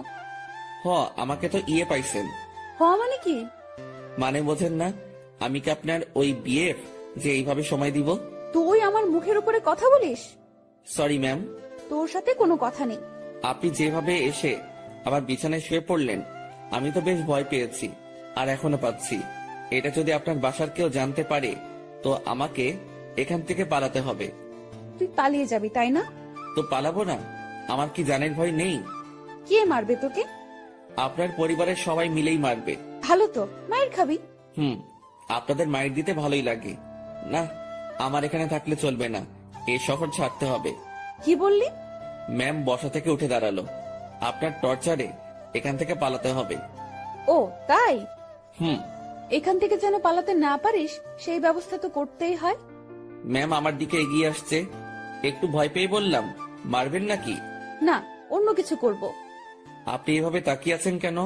আমার ভয় করে এমনিতে, কিন্তু কালকের ভয়ে এখনো ধুক ধুক করে উঠে, তার উপর আপনার এরকম চাহনি। আমার চোখে তুই ভয় দেখতে পাস? হ্যাঁ। ওকে, দেখাচ্ছি ভয়। ম্যাম আমার দিকে এগোচ্ছে, আর আমি পেছনের দিকে যাচ্ছি। একসময় আমার পিঠ দরজায় লেগে যায়। ম্যামও আমার খুব কাছে চলে আসে। তার শরীর থেকে সুগন্ধি আসছে। নিশ্চয়ই দামি পারফিউম ব্যবহার করেন। সবকিছু মিলিয়ে নেশা ধরিয়ে দেওয়ার মতো একটা সুবাস। আমার বুকের ভেতরের অবস্থা খারাপ। ম্যাম যে কি করবে এখন তার কিছুই টের পাচ্ছি না। আমি তার চোখের দিকে তাকিয়ে দেখি তার চোখ হাসছে। না, আমি তার চোখের ভাষা কবে থেকে বোঝা শুরু করলাম। চোখ সরিয়ে নিলাম। ওই আমার দিকে তাকা। আবার তাকালাম। উপায় নেই, তাকাতেই হবে। এইভাবেই তাকিয়ে থাক। চোখ দিয়ে পানি বের হবে। হোক। আমার খুব লজ্জা লাগছে। এতটা কাছে আসলেন কেন? তুই পালিয়ে যেতে পারিস, তাই একটু আটকানোর চেষ্টা। জানি না এরপর থাকবি কিনা, চেষ্টা করে দেখতে সমস্যা কি? কি চেষ্টা করবেন? ইরা ম্যাম আমার নাকের সাথে নাক লাগালো। উনি মিটি মিটি হাসতেছেন। ওই অবস্থাতেই তিনি কথা বলা শুরু করলেন। মুভিতে তোর জায়গায় আমি থাকতাম, আর আমার জায়গায় তুই, কিন্তু এখানে ঠিক উল্টোটা হচ্ছে। আমি আর চোখ খুলে রাখতে পারলাম না, বন্ধ করে ফেললাম। চোখ খুলে রাখার শক্তি আমার নেই। আহারে আমার বেষ্টু। কথাটা বলে উনি আমার নাকে তার নাক ঘষা শুরু করলো। ম্যাম, হুম, একটু সরে দাঁড়ান। আগে বল পালাবি না? পালাবো না। প্রমিস কর। প্রমিস পালাবো না।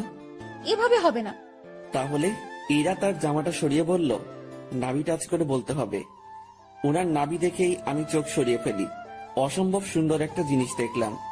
চোখটা বারবার সেই দিকে তাকাতে চাইছিল, কোন রকম অন্যদিকে তাকিয়ে আছি। এই নে, এটা টাচ করে প্রমিস কর। ওইখানে টাচ করে শুধু শুধু। আমি তো বললাম প্রমিস। আমি বিশ্বাস করি না। ম্যাম, ওখানে আমি হাত দিতে পারবো না, যত যাই বলেন। কেন? আপনার যে বর হবে সেই দিবে। আচ্ছা, তুই আমার হবু বর, এখন নে টাচ কর। চিচি ম্যাম, কি বলেন? এক আদেশ এতবার দিতে পারবো না, কিন্তু আমি তোরে দিতে বলছি না। আমার লজ্জা করে। তোর লজ্জার আমি রাগাবিরা বলে দিলাম।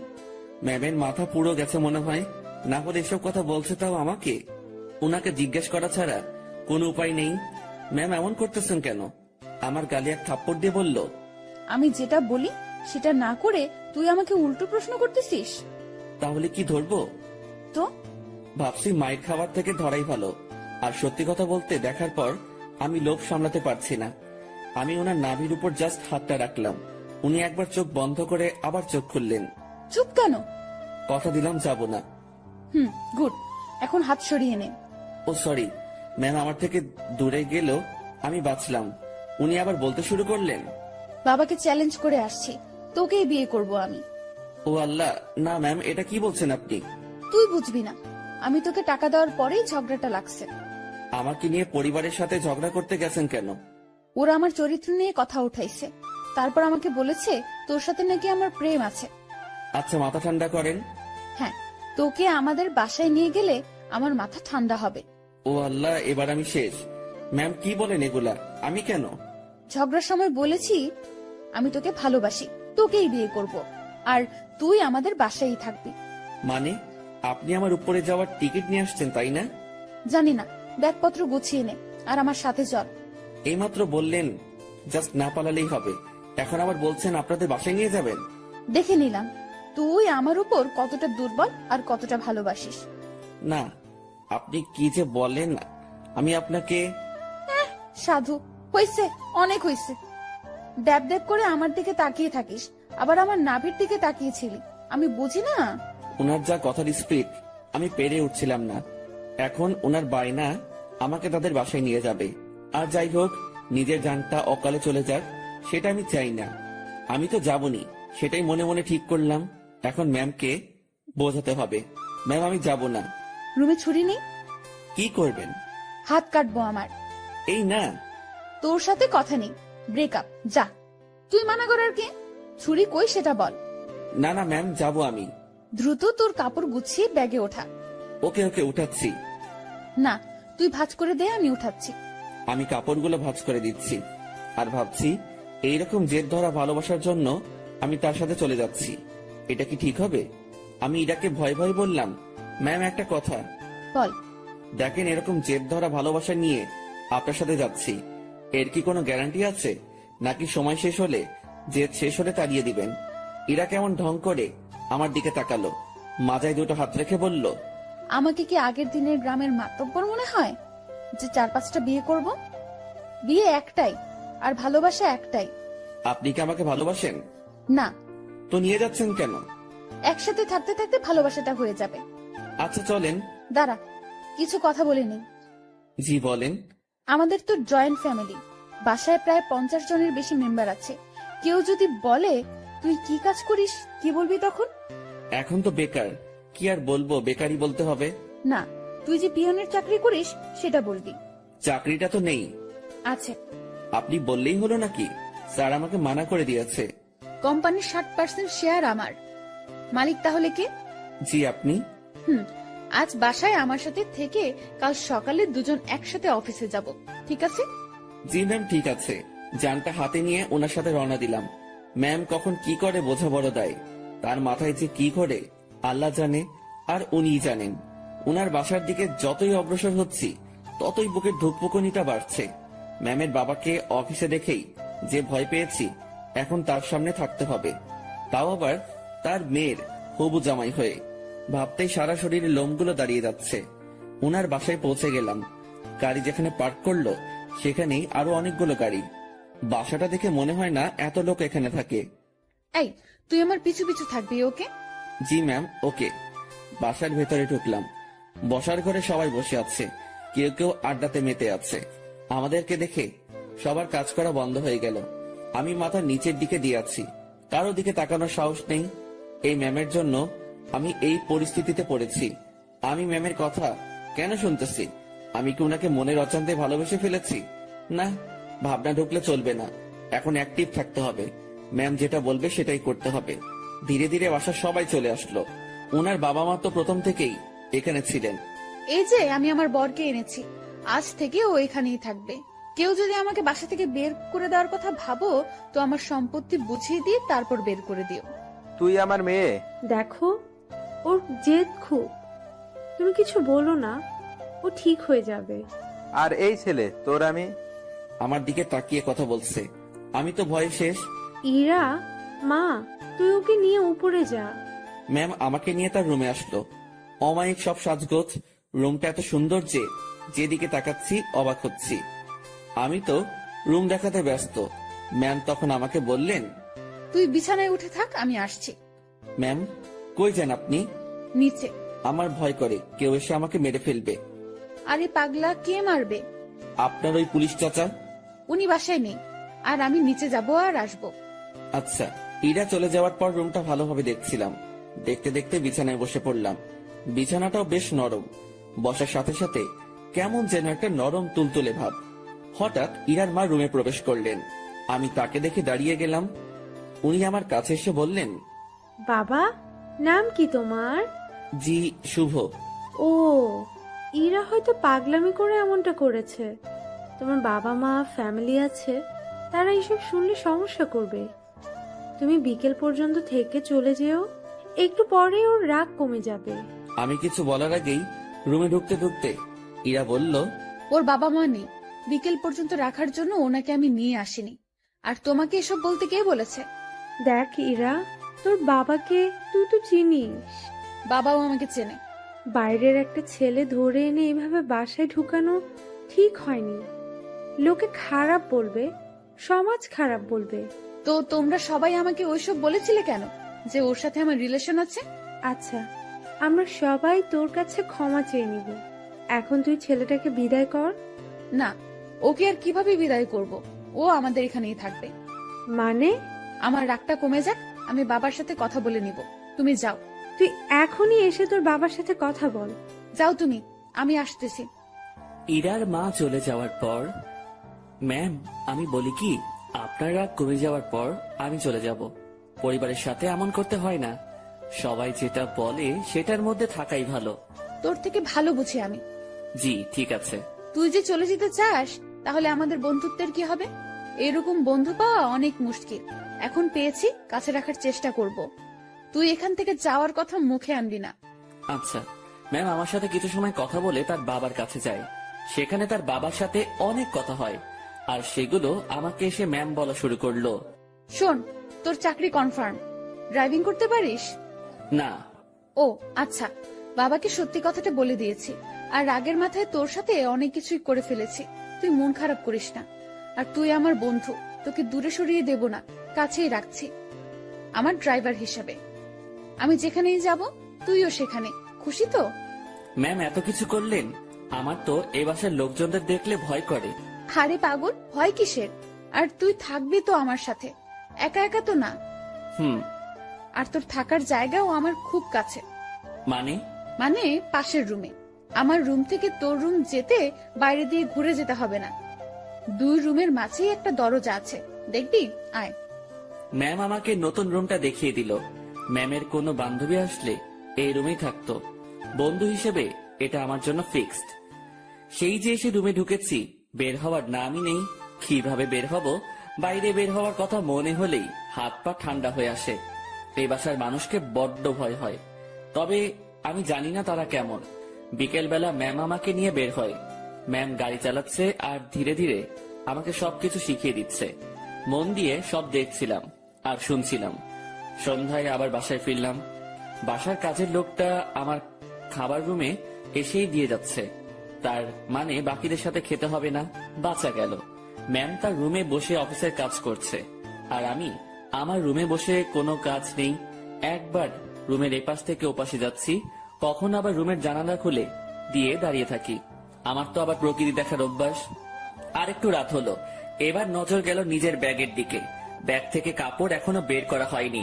বিছানায় ব্যাগ নিয়ে গিয়ে কাপড় বের করছিলাম, আর তখনই সেই সকালের কথা মনে পড়ে গেল। ম্যাম কি টর্চারটাই না করেছিল সকালবেলা, আর সেখানে ওনার কাছে আসা পেটে হাত রাখা। এসব মনে পড়তেই হাসি পেল। একা একা হাসছিলাম। হঠাৎ রুমের ভেতরের দরজায় নক। ম্যাম ডাকছে। তড়িঘড়ি করে উঠে গিয়ে দরজা খুলে দিলাম। জি ম্যাম, আসুন। কি করতেছিস তুই? এই যে কাপড়গুলো বের করতেছি। তুই অনেক আলসে মানুষ তো। সেই সকালে আসছি, এখনো তুই কিছুই গুছিয়ে উঠতে পারিসনি। মনে ছিল না। ভাঁজ কর এখন। আমি আবার বিছানায় বসে কাপড় ভাঁজ করায় মন দিলাম। ম্যাম আমার গা ঘেঁষে বসলো। উনি খুব কাছে বসেছিল, তাই বললাম, ম্যাম একটু দূরে বসেন, সমস্যা হচ্ছে। কথাটা বলেই মনে হয় জীবনে সব থেকে বড় একটা ভুল করলাম। কথাটা বলার সাথে সাথে ম্যাম চোখ লাল করে ফেললেন। দেখে বোঝাই যাচ্ছিল বেশ রাগ করেছে। ফর্সা মানুষ, তার শরীরে রক্তগুলো সব চোখ মুখ গালে এসে জড়ো হচ্ছিল।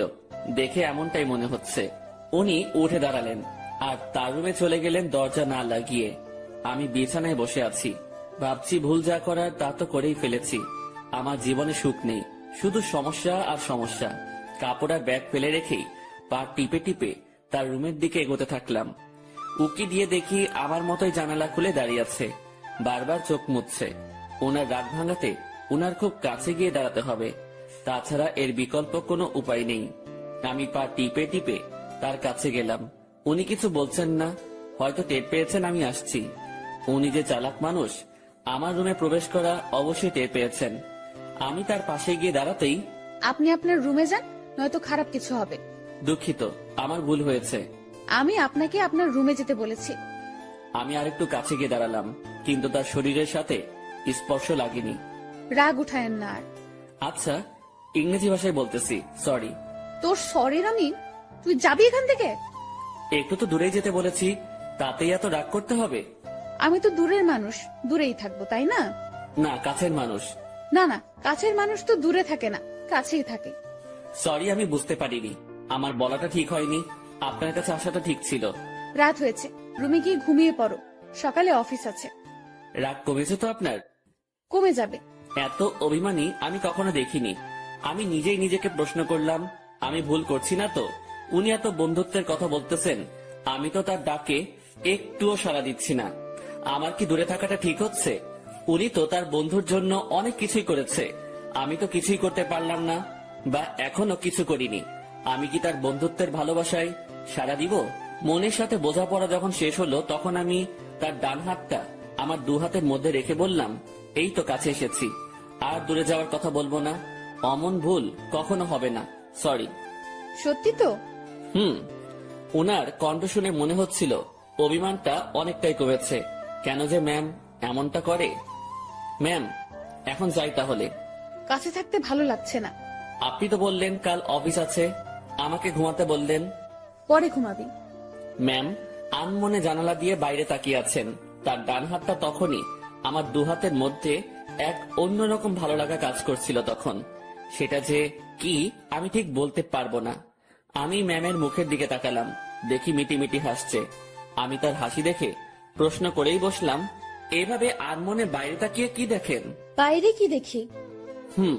তোকে। আমাকে মানে? আরে পাগলা, তুই আমার জীবনে এমন ভাবে আসলি, মানে আমি ভাবতেই পারিনি। তোর মতো একটা গাধা, তবে ভালো মানুষের সাথে বন্ধুত্ব হয়েছে।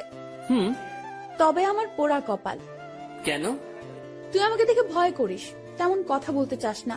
আমি যা বলি শুধু সেটাই করিস। আর কি করব? যাই হোক, সব ঠিক হয়ে যাবে। যা এখন ঘুমিয়ে পড়।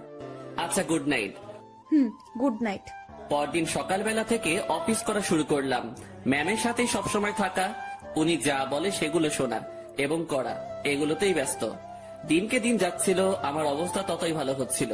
ম্যামের সাথে কথা বলতে এখন আর ভয় লাগে না। কোনো কিছু লাগলে সোজা সাপটা বলে দেই। এদিকে ড্রাইভিংটাও একটু একটু শিখেছি। তাদের বাসার দু একজনের সাথে কথাও হয়েছে। মোটামুটি সবকিছু স্বাভাবিকের দিকেই বলা যায়। কিন্তু এমনটা একটা দিন আসলো সেদিন আমার স্বাভাবিক মন আর ঠিক থাকলো না। ম্যামের বাবা ম্যামের বিয়ের জন্য ছেলে দেখেছে। আজ অফিসে যাওয়া হয়নি আমাদের, কারণ ছেলেপক্ষ দেখতে আসবে। কিন্তু আমার কেমন জানি ভয় ভয় লাগছে। বারবার মনে হচ্ছে ওনার বিয়ে হওয়ার কি দরকার, এমন থাকলেও তো পারে। আমি যা ভাবছি সেটা তো ভুল, বিয়ে তো হবেই। আমি আমার রুমে বসে ছটফট করছিলাম। ম্যামের রুমে বারবার উকি দিচ্ছি। উনি বেশ স্বাভাবিকভাবেই আছেন, দেখে মনে হচ্ছে না উনি কোনো টেনশন বা ভয় আছেন। তাহলে আমি ভয় করছি কেন? আমি তাকে হারানোর ভয় করছি না তো। ছি ছি, তাকে হারানোর কি আছে? সে তো আর আমার না। ম্যাম আমাকে বলেছিল উনি আমাকে ভালোবাসেন, সেটা ছিল বন্ধুত্বের। আর আমি যেটা ভাবছি সেটা তো অন্য কিছু না। নিজের মনের অজান্তেই তাকে ভালোবেসে ফেললাম। এসব কখন হলো? আমি তো এইরকম কিছু ভাবিনি তার সম্পর্কে। পরক্ষণে মনে হলো আমি তার চিন্তায় দিন পার করেছি, সেখান থেকেই এই অবস্থা। নিজের রুমে আর থাকতে পারলাম না। বিছানা থেকে উঠে ম্যামের রুমে চলে গেলাম। ম্যাম বসে বই পড়ছেন। আমাকে দেখে বললেন, কিছু বলবি? হুম, বল। আপনাকে দেখতে আসছে। তুই তো জানিস নতুন করে প্রশ্ন করার কি আছে। যদি তারা আপনাকে পছন্দ করে, আপনি কি রাজি হবেন? ছেলে যদি ভালো হয়, পরিবার যদি ভালো হয়, তাহলে মানা করব কেন? তাই ঠিক। এটাই বলতে আসছিলি? না হুম। সকাল সকাল তোতলানো শুরু করেছিস। কিছু হয়েছে? একটা কথা বলার ছিল। ম্যাম আমার দিকে তাকিয়ে বইটা বন্ধ করে পাশে রাখলো। তারপর আমাকে তার সামনাসামনি বসতে বলল। তোকে দেখে মনে হচ্ছে আমাকে কিছু বলতে চাচ্ছিস, কিন্তু ভয় করতেছিস। হ্যাঁ, ওই রকমই। ভয় নেই, বল। কিছু বলবেন না তো?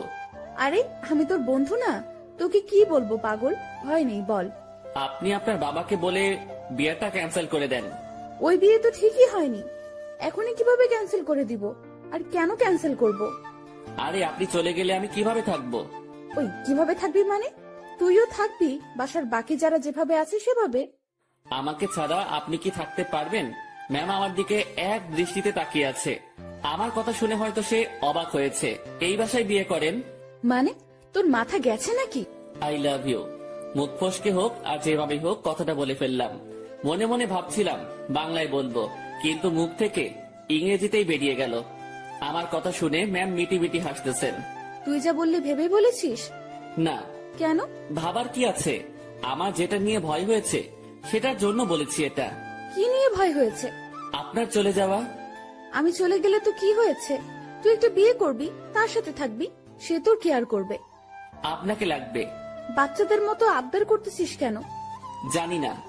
এক অন্যরকম শুভকে দেখছি, যে কখনো এভাবে আমার কাছ থেকে কিছু চায়নি।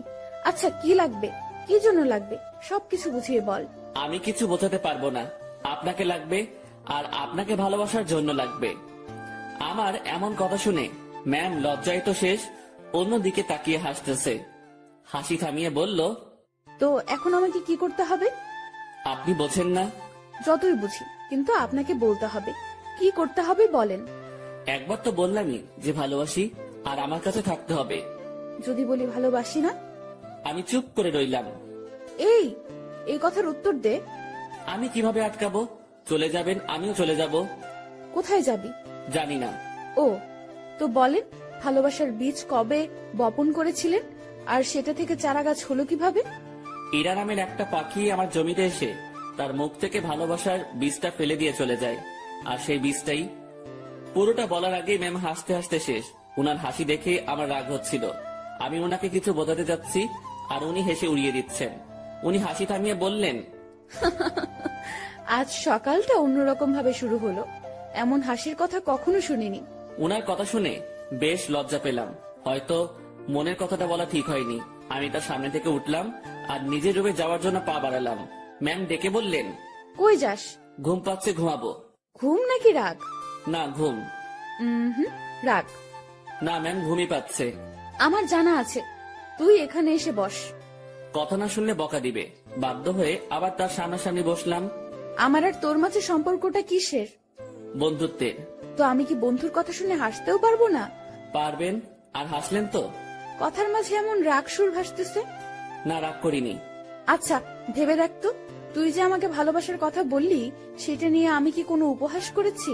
তোর কথা শুনে হাসি পাচ্ছিল, তাই একটু হাসলাম।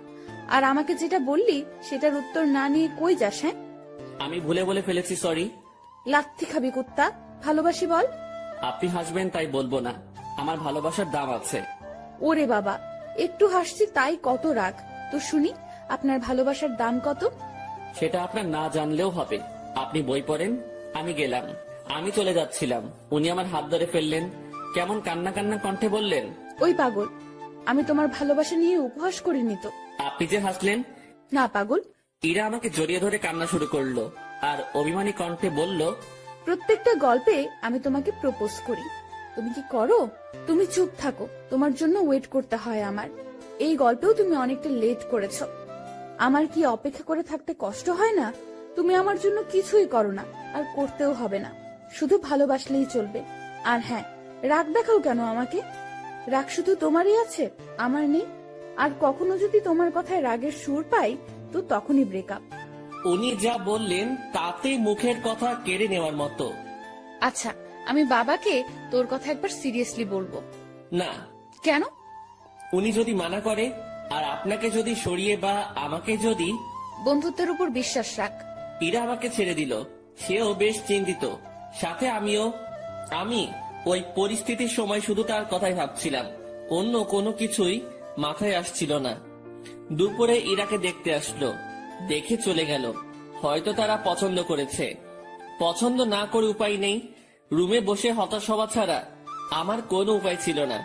ইরা সেই যে বেরিয়ে গেছে, আর রুমে আসার নাম নেই। আমিও বাইরে যাওয়ার সাহস পাচ্ছি না। দুপুরে শুধু বাড়ির কাজের মেয়েটা খাবার দিয়ে চলে যায়। আমার এমন অবস্থা মনে হচ্ছে কোনো কারাগারে আছি, বাইরে বেরোনোর কোনো পথ নেই। সন্ধ্যায় ইরা রুমে আসলো। উনি আসতে না আসতেই আমিও তার রুমে গেলাম, আর গিয়ে যা শুনলাম সেটা আমি কখনোই ভাবিনি। উনি বলতে শুরু করলেন, বাবার ছোটবেলার বন্ধুর সাথে আমার বিয়ে ঠিক করেছে। ওনারা আমাকে দেখে পছন্দ করেছে। আজ ওনাদের যে হাসি মুখ দেখলাম, সেটা আমি ভাঙতে পারবো না। কথাটা শুনে বুকের ভেতরটা কেমন যেন আটকে গেল, মনে হলো বুকে পাথরের ভর করছে। শুনেছি বুক ভার হলে চোখে পানি চলে আসে। আমি কোন রকম চোখের পানি সামলিয়ে বললাম, সমস্যা নেই, আপনি যেটা করেন। তুই আমার উপর রাগ করলি তাই না? আরে না, আপনার সিদ্ধান্তে আমি খুব খুশি। পরিবারের কথা চিন্তা করেই সব করতে হয়। তোমার কথায় কান্নার আওয়াজ পাচ্ছি। আরে না, কি যে বলেন, কান্না করবো কেন? আমি রাজি হওয়াতে আমার বাবা যে খুশি হয়েছে, সেটা আমি তার চোখ মুখ দেখেই বুঝেছি। আচ্ছা আপনি করেন, আপনি রেস্ট নেন, আমি আমার রুমে যাই। ইরা কিছু বলল না, চুপ করে বসে থাকলো। হয়তো আমার কথাও সে ভাবছে। আমি রুমে এসে আর কি করব? ছেলেদের তো আওয়াজ করে কান্না করতে নেই, লোকে খারাপ বলবে। রুমের মধ্যে কিছুক্ষণ থাকলাম, ভালো লাগলো না। বাসার ছাদের দিকে রওনা দিলাম। আমি কখনো যাইনি এই বাসার ছাদে, এই প্রথম যাচ্ছি। ছাদে পৌঁছে এক করে চুপটি করে দাঁড়িয়ে আছি। ভাবছি ম্যামের কাছ থেকে বিদায় নিয়ে চলে যাব, কারণ এ কষ্ট সহ্য করার মতো না, আমি সহ্য করতে পারছি না। হঠাৎ ছাদে কারো উপস্থিতি টের পেলাম। একটা লোক আমার দিকে এগিয়ে আসছে। কাছে আসতেই তার ফেস দেখে বুঝলাম এটা ইরার কাকা। এই শীতে এত রাতে ছাদে কি করিস? না মানে এমনি বাতাস খেতে আসছিলাম একটু। কি এই শীতে বাতাস? রুমে বসে ভালো লাগছিল না, তাই আর কি। বেশ চালাক তুই। ভাবছি কি চালাকি করলাম। আমার কথা সোজা উত্তর দিবি। জি স্যার। ইরাকে ভালোবাসিস? কি বলবো বা কি বলা উচিত? সত্যিটা কি বলবো? আবার আমার কোনো বিপদ আসবে না তো? সত্যিটাই বলবো, যা হবার হবে। ভালোবাসি। এই জন্যই তোকে চালাক বলছি। তো কতদিন হলো তোদের রিলেশনের? কয়েক ঘন্টা। মানে? আজ সকালে উনাকে ভালোবাসার কথা বলেছি। তো সে কি বলছে? প্রথমে হ্যাঁ বলেছিল, তারপর? ছেলেপক্ষ দেখে যাওয়ার পর আমাকে মানা করে দেয়। কেন?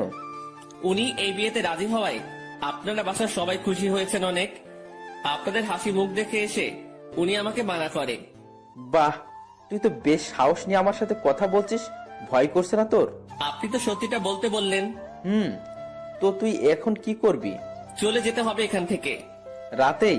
না, সকালে ওনার দেখা করে চলে যাব। বাহ, তো দেবদাস হয়ে কোথায় ঘুরে বেড়াবি? আমি চুপ হয়ে গেলাম। উনি মজা নিচ্ছেন বোঝাই যাচ্ছিল। চুপ হয়ে গেলি কেন বল? জি স্যার, কিছু না, আমি আসলে ভুল করেছি, মাফ করে দিন। আমি কাল সকালে চলে যাব। যা রুমে যা। জি। এই শোন। বলেন। স্মোক করিস? জি না। বাসা কোথায় তোর? রাজশাহী। সমস্যা? জি স্যার, বুঝলাম না। কিছু না, সকাল সকাল চলে যাস। নেক্সট টাইম আমার সামনে পড়লে সমস্যা হবে তোর। আমার সামনে যেন না দেখি। জি স্যার, আর দেখবেন না আমাকে। রুমে আসলাম, তার সাথে কথা বলতে ভয় তো করছিলই না, মনে হচ্ছিল আরো কিছু সময় কথা বলি। তারপর ভাবলাম আমার সাথে তার যে কথাটা হয়েছে এটা ম্যামকে জানানো দরকার। চলে গেলাম তার কাছে, যেসব কথা হয়েছে সব বলে আবার নিজের রুমে আসলাম। কিছু সময় পর মনে হলো আসল কথাটা, মানে আমি যে কাল চলে যাব এটা বলাই হয়নি। আবার ঢুকলাম তার রুমে, আর ঢুকতেই চোখ কোনো কিছুতে আটকে গেল। উনি ড্রেস চেঞ্জ করছিলেন, যা দেখার আমার চোখ দেখে ফেলেছে, আমার কোনো দোষ নেই। আমি নিজেই অন্যদিকে ঘুরে রুমে চলে আসবো, তখনই উনি বললেন, এই দাঁড়া। ম্যাম আমি কিছু দেখিনি। কিছু দেখা না দেখার কথা আমি বলিনি। কি বলতে আসছিলি সেটা বল। আমি কাল সকালে চলে যাচ্ছি। আরে, অন্যদিকে ঘুরে আছিস কেন? আমার শরীরে পোশাক আছে, এখন এইদিকে তাকা। ঘুরে তার দিকে তাকালাম, এখন সব ঠিকঠাক আছে। কি যেন বলতেছিলি? এত জায়গা থাকতে রুমে ড্রেস চেঞ্জ করতে হবে কেন? এইটা বলতে আসছিলি? না। তুই বলবি নাকি মাইক শুরু করব? বলছি আমি কাল সকালে চলে যাচ্ছি। কোথায়? আমার গ্রামের বাড়ি। কেন?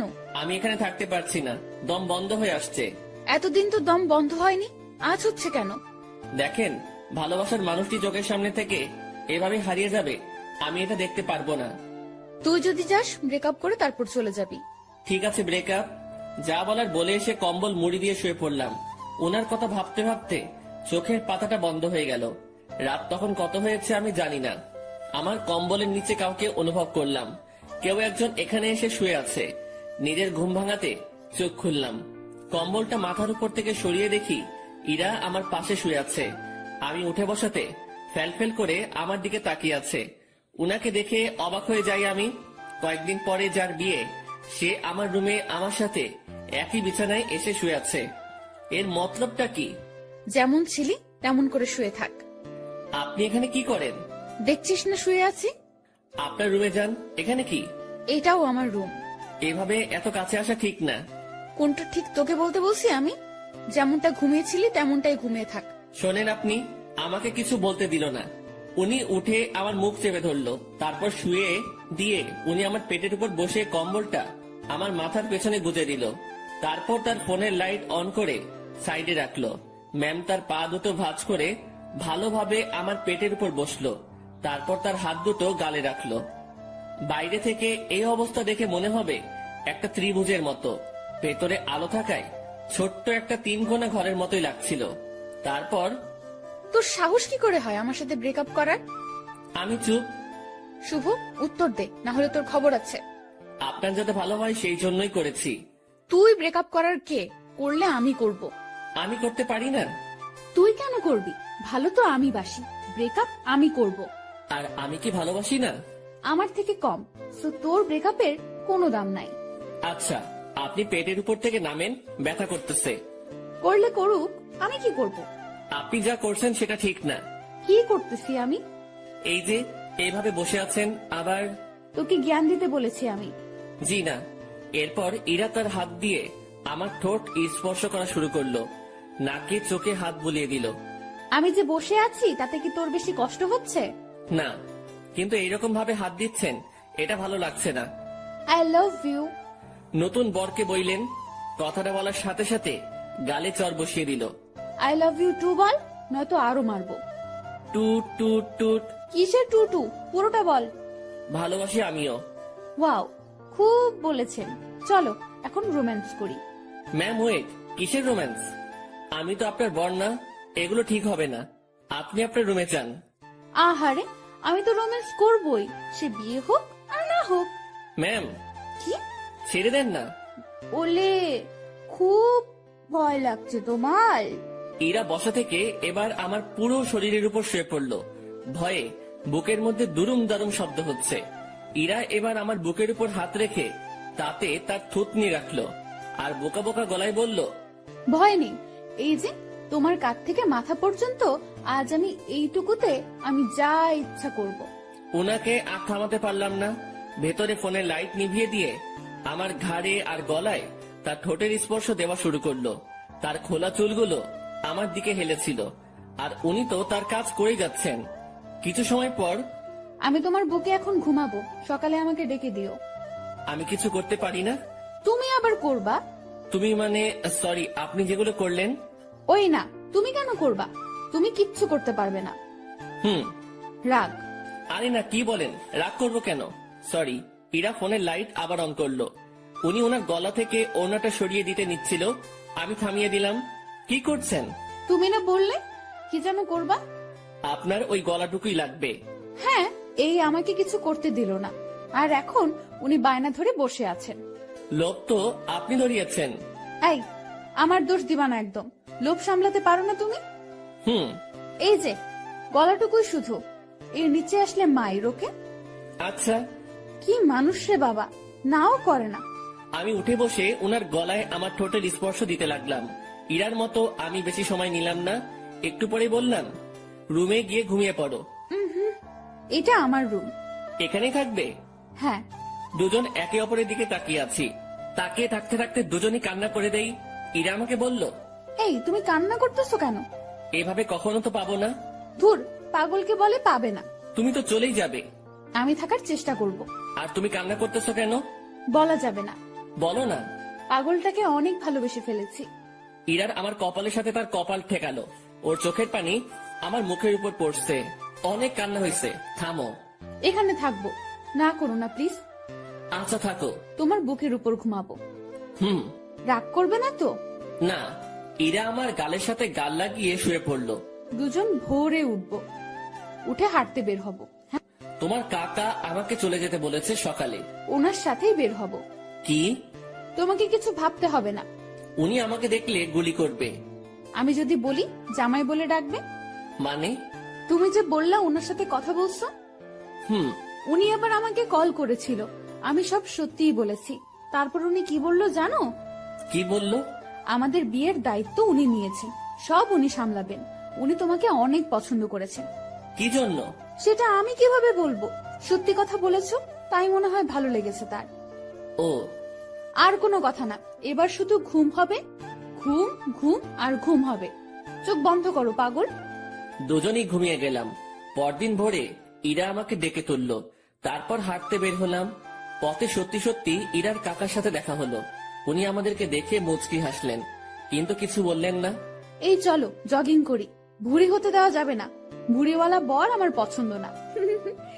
ওনার কথা শুনে মুচকি হাসা ছাড়া উপায় নেই। সকালে সব কাজ শেষে অফিসে আসলাম দুজন।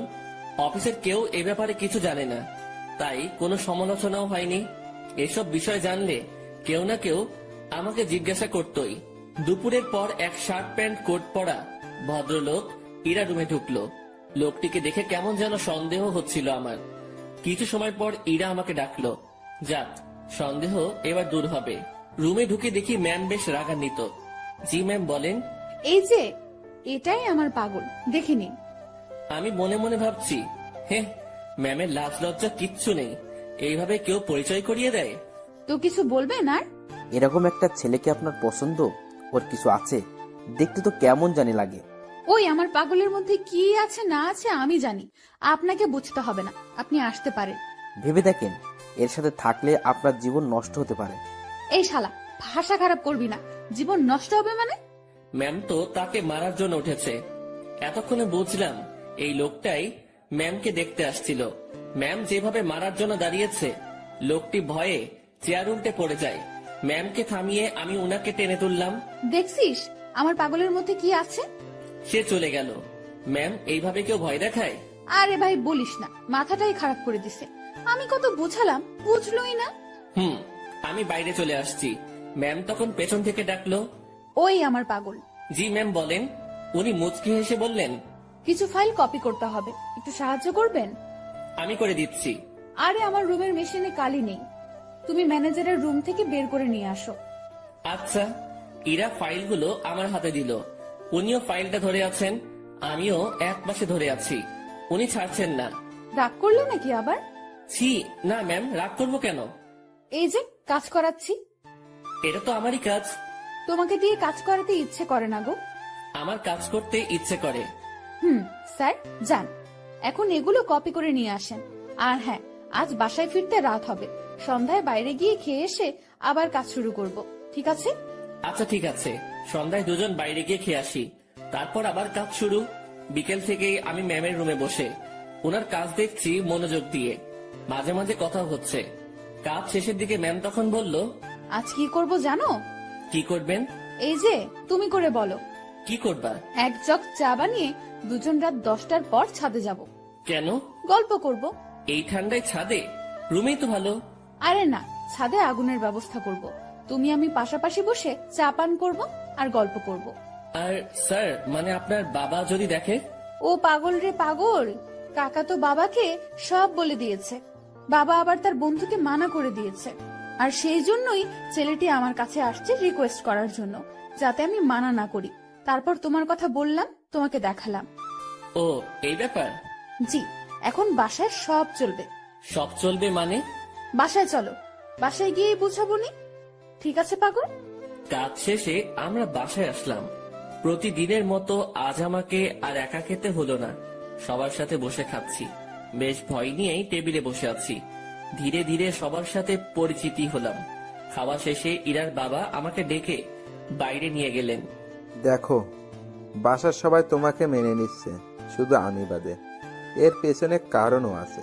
তুমি সামান্য একটা মানুষ, কত বড় ফ্যামিলির দিকে হাত বাড়িয়েছো সেটা খেয়াল করেছো? ধরো কাল তোমাদের বিয়ে দিয়ে দিলাম, তারপর আমার মেয়েকে নিয়ে উঠাবে কোথায়? স্যার, বেয়াদবি মনে না নিলে একটা কথা বলি। বলো। আপনার মেয়ে বলেছে ও কাজ করে খাওয়াবে কিছুদিন, এর মাঝে আমিও কিছু একটা করে ফেলতে পারবো ওর সাহায্যে। আমরা এমনটাই ভেবেছি। ও, বউয়ের হাতের কামাই খাবে? না, বন্ধুর হাতের কামাই খাবো। মুখের উপর কথা বলছো। আমি তো বলেই নিলাম, কিছু মনে করবেন না। ওকে, দুদিন পর তোমাদের বিয়ে। সমাজের নিয়ম অনুযায়ী আমার মেয়েকে নিয়ে বাসা থেকে বেরিয়ে যাবে। কোথায় যাবে সেটা আমি জানি না। ওকে? জি স্যার। কথাটা ইরাকেও জানিয়ে দিও। জি। ইরার বাবা আমাদের উপর বেশ রেগে আছেন। রাগাটাই স্বাভাবিক, যা কাজ করেছি। বাইরে দেরি না করে ইরার কাছে গেলাম, গিয়ে কথাগুলো বললাম। এত তাড়াতাড়ি বিয়ে? ভাবলাম মাসখানেক একটু প্রেম টেম করবো, এখানে ওখানে ঘুরতে যাব, সেগুলো মনে হয় আর হবেই না। বিয়ের জন্য প্রস্তুতি নিতে হবে। হ্যাঁ, আগে তো বাসা ঠিক করতে হবে। তুই বেটা এত টেনশন নিতেছিস কেন? তুই বাবাকে বলেছিস বন্ধুকে বিয়ে করতেছিস, তাই না? হুম। তো তোর বন্ধু থাকতে এত টেনশন কেন? শোন, আমি একটা ফ্ল্যাট কালকের মধ্যে কিনে নেব। আর হ্যাঁ, সংসার করতে অনেক কিছুর প্রয়োজন, সেগুলোও কিনতে হবে। হুম। বিয়ের পর সংসারে তুমি আমি 50-50 খরচ দিব। আমি এত টাকা কই পাবো? ও হ্যাঁ, তাও তো একটা কথা। আচ্ছা শোন, উপায় একটা বের করেছি। আমি দিব 80%, আর তুই 20%, আর ভালোবাসা দিবি তুই 99%, আর আমি 1%। কি? না, আপনি আমাকে ভালোবাসবেন না। যদি সংসারে 50-50 খরচ দিতে পারেন, ভালোবাসাটাও তেমনই ভাগ হবে। এটা কোনো কথা? তো নিজেদের মধ্যে রাজনীতি করাটা কি ঠিক? দেখ, আন্দোলন করতে থাক, কাজ হয় কিনা। মনটা একটু নরম করেন।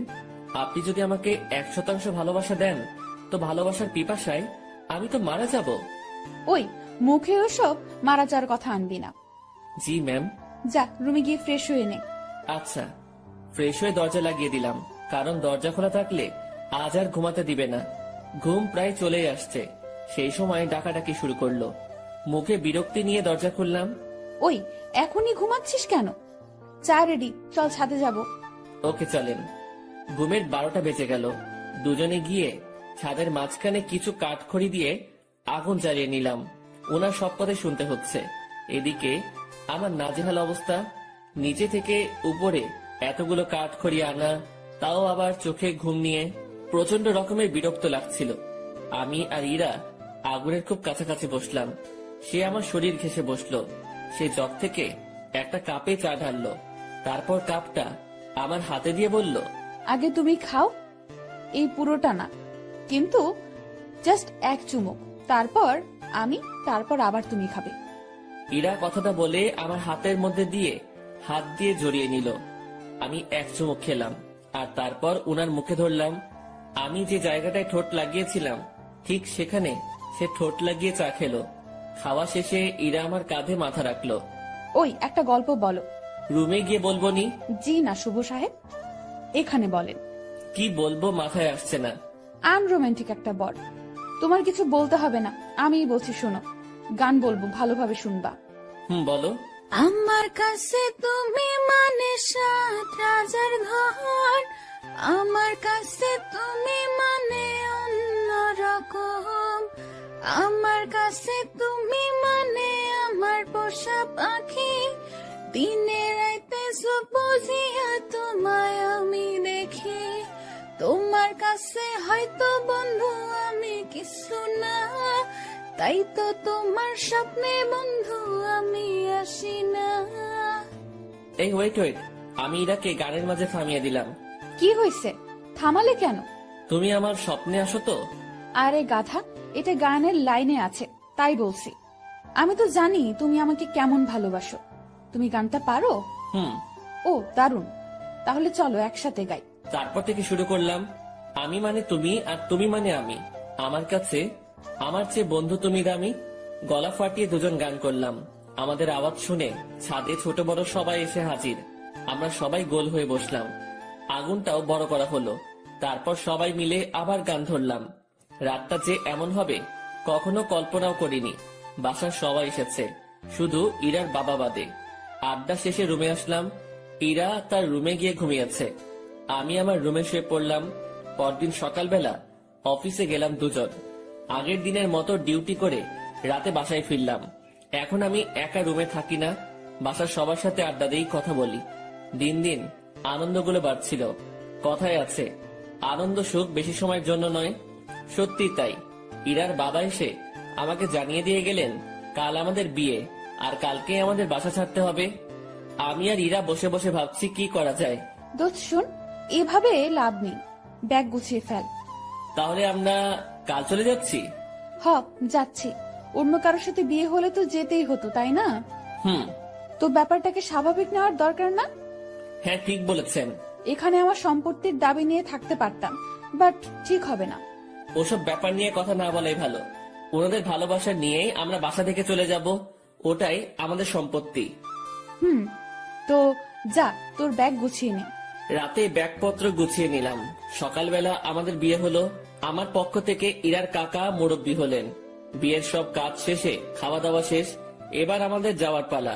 আমরা রাতে প্ল্যান করেছি বিয়ে করি আর যাই করি অফিস মিস দেওয়া যাবে না। এখান থেকে অফিসে যাব, তারপর কারো মাধ্যমে আমরা একটা বাসা ভাড়া নিব। রাতে আমাদের বাসা হবে। ইরা সবার কাছ থেকে হাসি মুখে বিদায় নিচ্ছে। ওকে দেখে মনে হচ্ছে না একটু আগে ওর বিয়ে হয়েছে, আর পরিবার ছেড়ে আমার সাথে চলে যাচ্ছে। আমরা